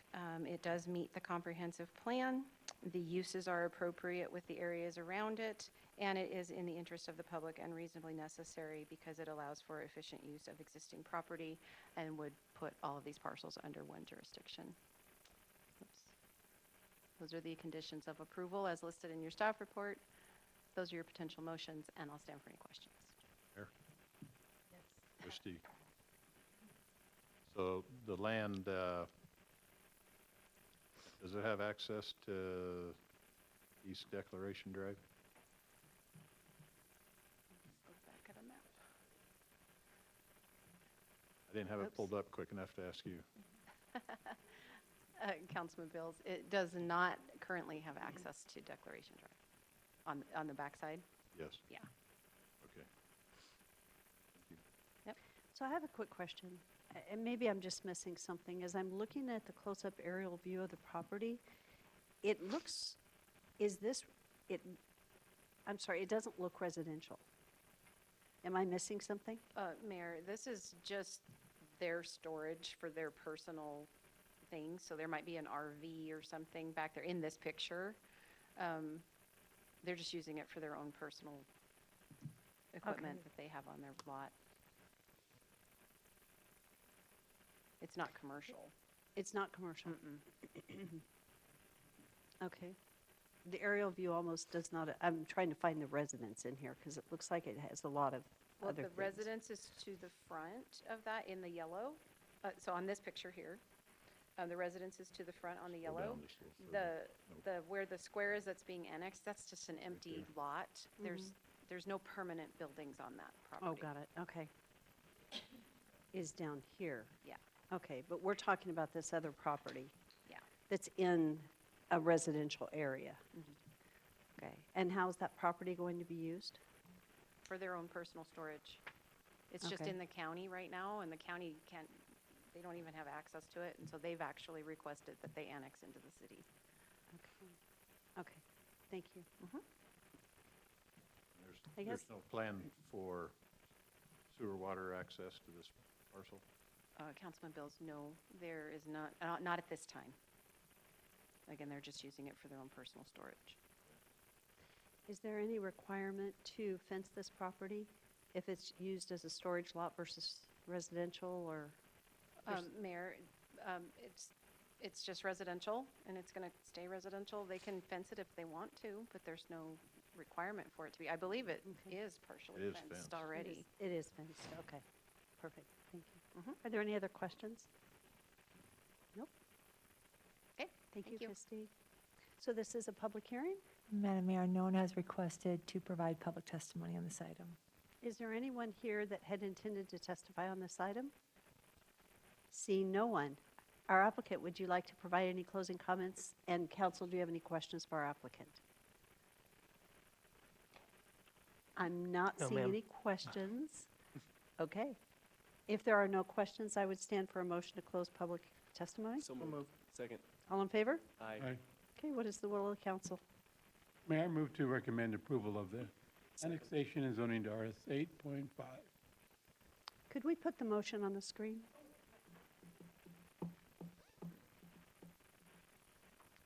Okay, so you move to approve the project as stated on the screen? Yes, ma'am. Okay, it's been moved and seconded. Is there any discussion? Seeing none, roll call. Jingula. Yes. Bills. Yes. Reynolds. Yes. Everfield. Yes. Griffin. Welcome to Nampa. Yes. Rodriguez. Yes. All in favor, motion carries. Welcome to District 2 in Nampa. Thank you. Okay, our last public hearing this evening is 8-7. This is an action item. This is a development agreement modification at the Nampa Gateway Center, now referred to as the Sugar District. This is modifying ordinance number 4661, instrument number 2022-018840, in order to revise the concept plan and eliminate the cap of 750,000 square feet of building area for 14 parcels addressed as 04975, 5075, and 5175 East Commerce Street, 1200, 1260, 1510 North Happy Valley Road, 0 Stam Lane, 1406, 1250, and 1232 North Galleria Drive, 000 Happy Valley Road. This is for Jeff Wardle of Clark Wardle LLP, representing multiple owners. The original concept in the amendment is to retain existing retail space, eliminate the condition of a maximum of 750,000 square feet of building area, reflect existing lighting, and require new lighting to meet city codes at the time of development. Thank you for being here this evening, and share your name and address. And thank Madam you. Mayor, Jeff Wardle, my address is 251 East Front in Boise, Suite 310. I'm counsel for the Gardner Company entities that are the owners here at issue. Some of you council members may remember we were here in front of you 4 years ago with a modification to this development agreement. And at the time, that had contemplated the demolition of some of the retail buildings out there. We were going to demolish approximately 50,000 square feet of retail. The market certainly has been a challenge in the retail sector, but we have identified additional unique uses that want to be there. And so the decision was made not to demolish those units, which were those the inline buildings just south of what was the House of Design building that you had approved as part of that for modification to allow that to be light industrial tech development. So as outlined, we are here really for just 4 technical modifications. The first is to modify the site plan to eliminate the provision that was going to provide for the demolition of those retail spaces, and then clean up in light of where we are today and the status of this to remove some square footage, the square footage limitation, modify the lighting requirements to reflect current Nampa code, and then also just to conform the uses to the approved exhibit. As indicated, the 3 textual amendments are to strike the 750,000 square feet of building area. The second one is to tie, and reflective of the fact that we are anticipating and undertaking uses that are not traditionally retail, but that are permitted within the use, and so the nature of the lighting to better serve the community, to better address lighting impacts on adjoining properties, and some of those other things have been revised to reflect that we will comply with your current lighting provisions as opposed to the traditional approach on a complete retail project.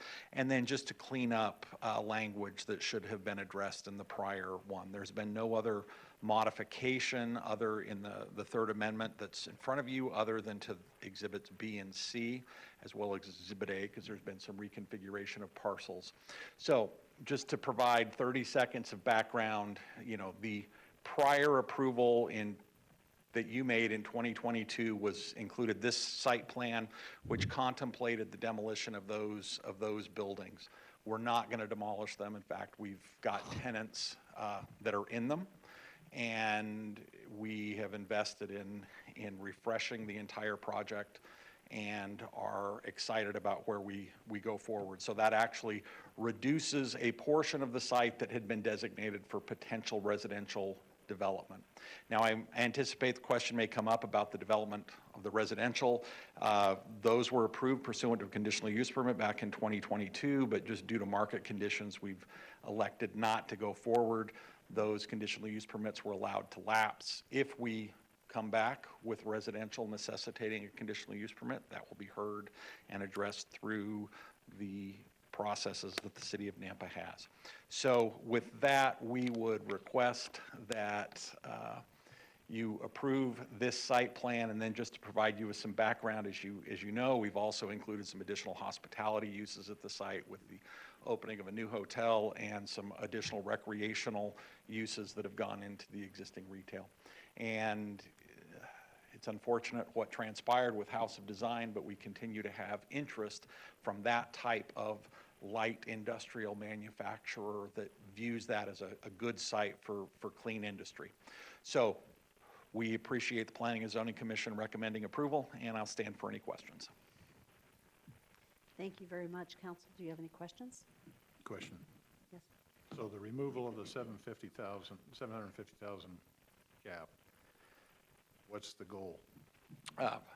Madam Mayor, Councilmember Bills, in our conversations with staff, the concern and the difficulty there just was that contemplated 750,000 square feet of retail or commercial. And as we've talked about reusing elements, as we've talked about these other provisions, there's all of the protections because we still, under the development agreement, have to come in with a plan for parking.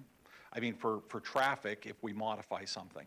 And it just has come to the discussion with staff and with the applicant that it's become increasingly difficult to just evaluate how much retail space has been constructed and what that 750,000 square foot number provided for.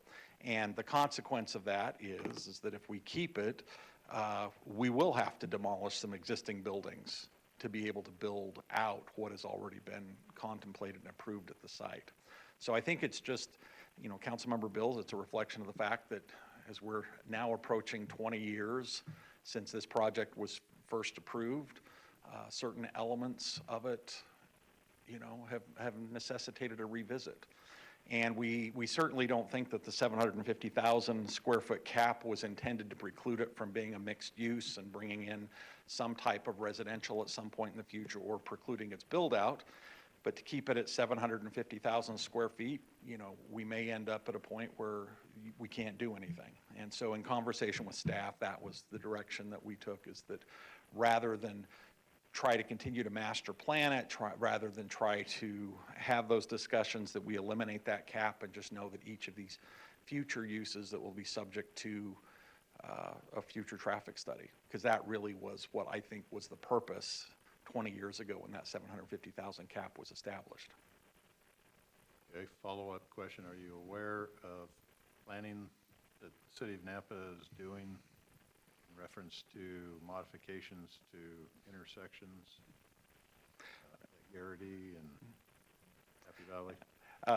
Madam Mayor, Councilmember Bills, we've been part of the discussion. We've been part of the discussion, and we've recognized from the beginning that at this location, traffic and circulation will always be a concern and consideration. And so that's why I can, you know, with a straight face, make this ask, because the need for future traffic studies and future traffic mitigation are still built in the development agreement. Okay. Just wanted to have the clarification. Thank you. Thank you. Any other questions? Yes. Questions, I'm sorry, Mr. Wardle. I've fielded some questions in the past as far as future access along the interstate, south obviously of the interstate, with a frontage road or anything to access those properties that butt up against the interstate. Are you aware of any frontage roads that are being planned down to Robinson? Madam Mayor, Councilmember Haverhill, I'm not. It doesn't mean those discussions haven't been held, and I would just note that that up in that, does this have a, yeah. Oh, It's it not doesn't showing work up. on Rodney, can you just circle the upper right-hand corner? So there's a significant detention facility there, but there is also that stub road that goes down. And since all of these roads were dedicated to the city at some point in the past, if the ultimate configuration over there to the east necessitates access through there, I think there's certainly ability with an existing right-of-way to make those connections. But nobody has visited with us about the need for that, because I just don't think it would result in any condemnation of anything we have. Yeah. I think it would be a cooperative arrangement, obviously, and you would have to be a part of the discussion because it'd be a cross-access. If it's not a city property or a city road. Well, and it is a city road that stubs there, and there was originally, to your point, there was a cross-access easement that was granted there to the east. But yeah, Your hotel, isn't it more towards the frontage? Madam Mayor, Councilmember Haverfield, the hotel is basically where the black dot is there behind, north of the former Macy's building. Right. So it already fronts on the existing public street. Yeah, again, I've just had people express interest in that other frontage potential up to Robinson, but it would take, obviously, access, and then, but it would relieve some of the potential stress of road traffic to this area, maybe to the east a little bit, instead of having to go back to Stam and then going to the east. And certainly, I don't think we have any objection or concern with that, because it was always contemplated that there would be some additional access to the east. But I just note that there is that significant detention facility there that serves the totality of the project. Thank you. Are there any other questions? Thank you. We'll Thank have you. you back. Thank you so much. Rodney?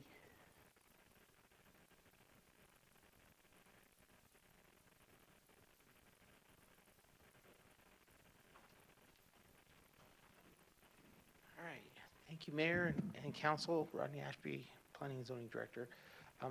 I think he did a really good job of covering a lot of things, so I think I can move through here pretty quickly. So the Nampa Planning and Zoning Commission considered the request and voted to recommend approval with the alteration that Exhibit A number 3 would remain in the development agreement, but with all other proposed changes. This item was removed inadvertently by the applicant when renumbering the agreement, and I placed it here, but it essentially is just staying. So that concern from staff basically went away. You've heard some of the history before. Some iterations of the development agreement we've gone through, the CUPs for the multifamily, and again, as he stated, those CUPs will be necessary still if they move forward with residential on these properties. So these are the areas that I picked out, and he already addressed these, but these are the conditions in the development agreement that he's addressing with the requested application. So again, the history continues on down to Nampa Planning and Zoning Commission recommending approval. Community mixed use is the designation in the comp plan, BC zoning. And, whoops, sorry, went too fast. I think we're all pretty aware of what is in this area. It's come before you several times, so I'll jump forward. Development agreements, they're agreements between the city and the applicant, and so you can modify them as stated in code. All right, there are safeguards in place. If they don't comply with the conditions that are in the development agreement, we can withdraw that development agreement and require that they amend what was done on the property or bring it back to what it was. Again, code allows us to do changes when there's a substantial change to the conceptual layout, terms, provisions, or conditions, and that's what the situation is here. This is that number 3. They are putting it back in, so we can basically skip over that one. I highlighted the 2 words that are changing here, original. So they're just saying any modifications to the original development agreement would be referenced here, not just the original development agreement. So that's the second change. The concept plan, so this was what was proposed and adopted with an amendment, recent amendment. This is the new, and you can see in red there is the area that would go to commercial or stay commercial, and they already have tenants in there that are functioning in those spaces. Number 5, a maximum of 750 square feet of building area shall be allowed on site. Is proposed to be removed in its entirety. And I would just kind of reiterate what I heard the applicant say. There are some restrictions already because of the amount of open space that's required for multifamily, if multifamily were to develop. There's the parking that's required for any development on the site. And those two kind of restrict how much can be done because of the parking and the open space. The lighting, you can see the proposed language here. Essentially, they built it to the development agreement standards, and anything new would just be required to meet our new lighting standards. And then finally, remove auto sales, new and used, from the list of allowable uses is proposed to be replaced with the Exhibit F, which is already in the development agreement. So it's not just called out on a specific condition, but it's an exhibit with all the other land uses that are in the development agreement. So we did have some comments, one from the Nampa Forester, and existing trees being removed shall follow Nampa City Code. Nampa Code compliance, there were some violations with weeds on some of the properties, and so they asked for those to be addressed. Nampa Fire District, standard comments that you see, they indicated that this will be 1 mile from Nampa Fire Station 5 with an approximate response time of 4 minutes.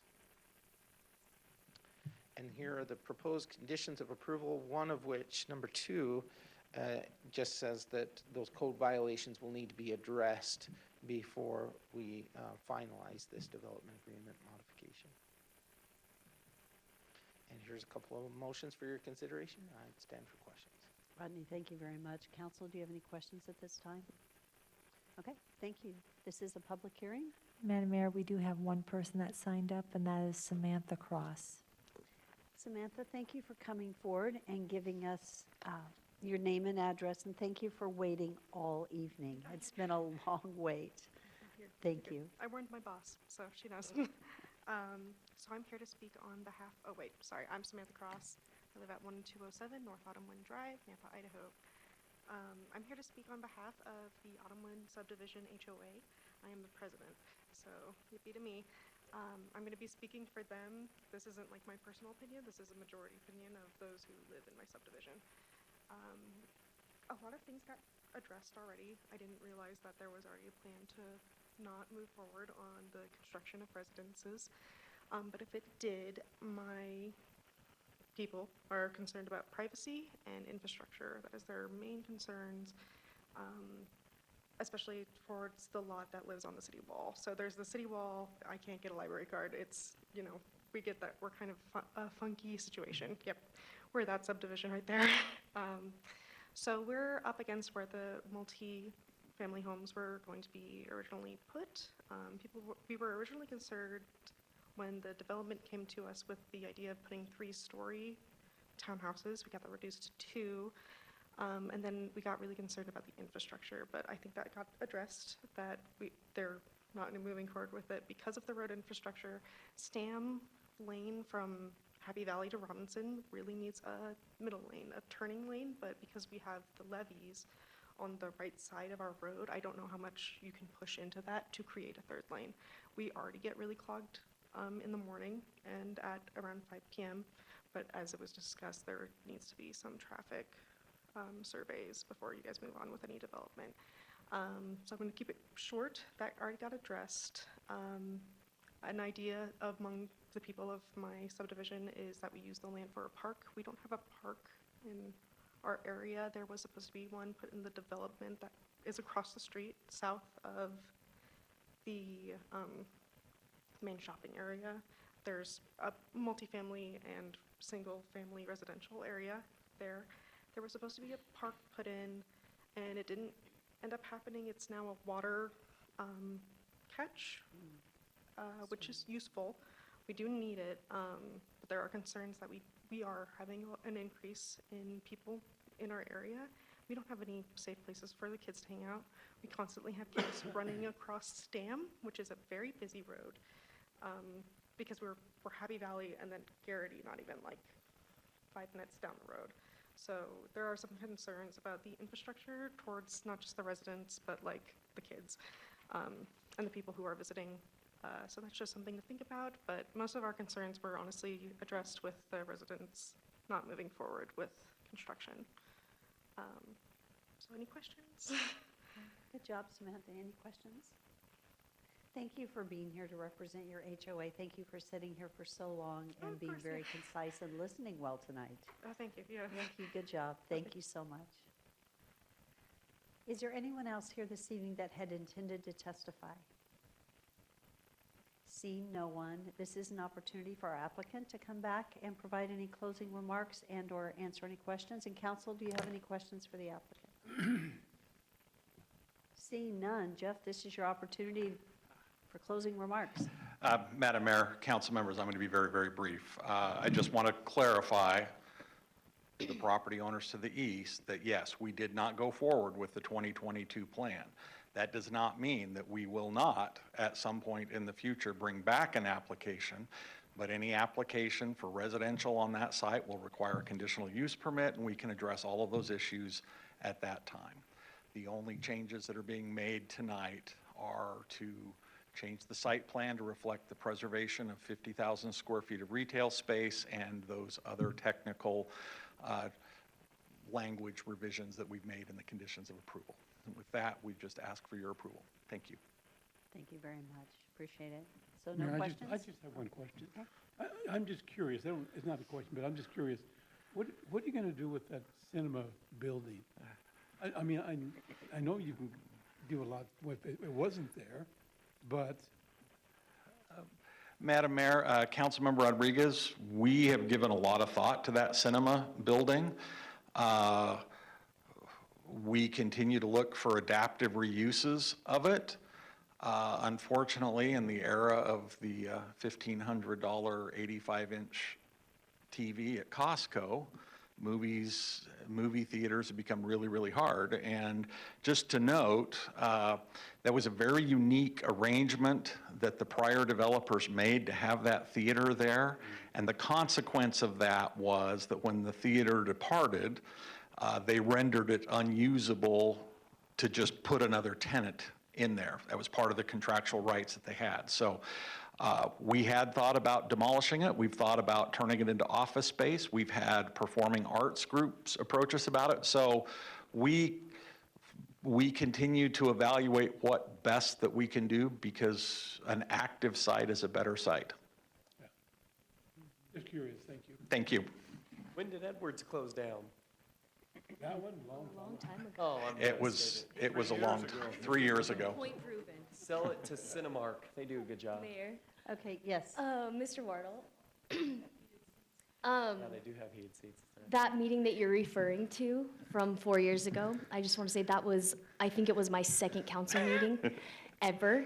And your face has burned a memory in my mind because it did not, I think it denied and the frustration. And I remember sitting here thinking, I did not get that right and I need to study so much more than what I know right now. So luckily, I'm 4 years in.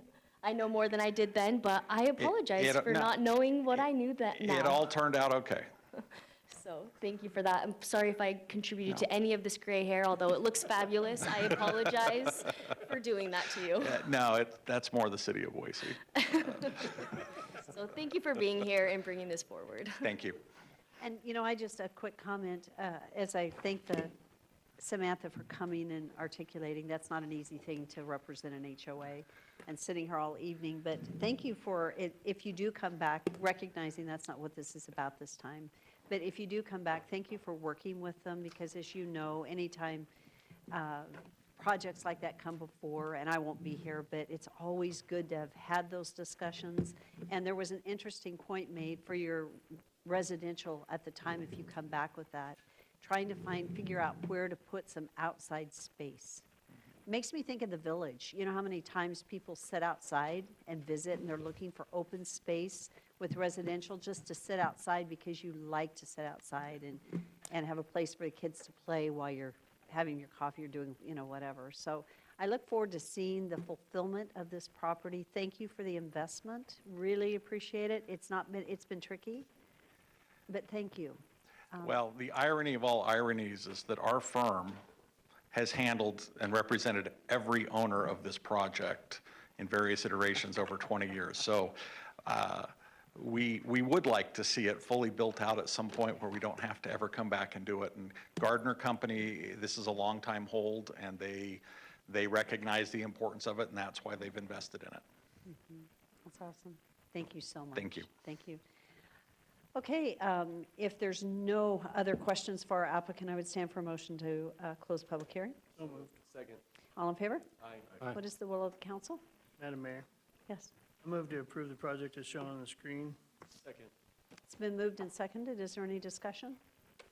Roll call. Rodriguez. Jinkula. Yes. Bills. Yes.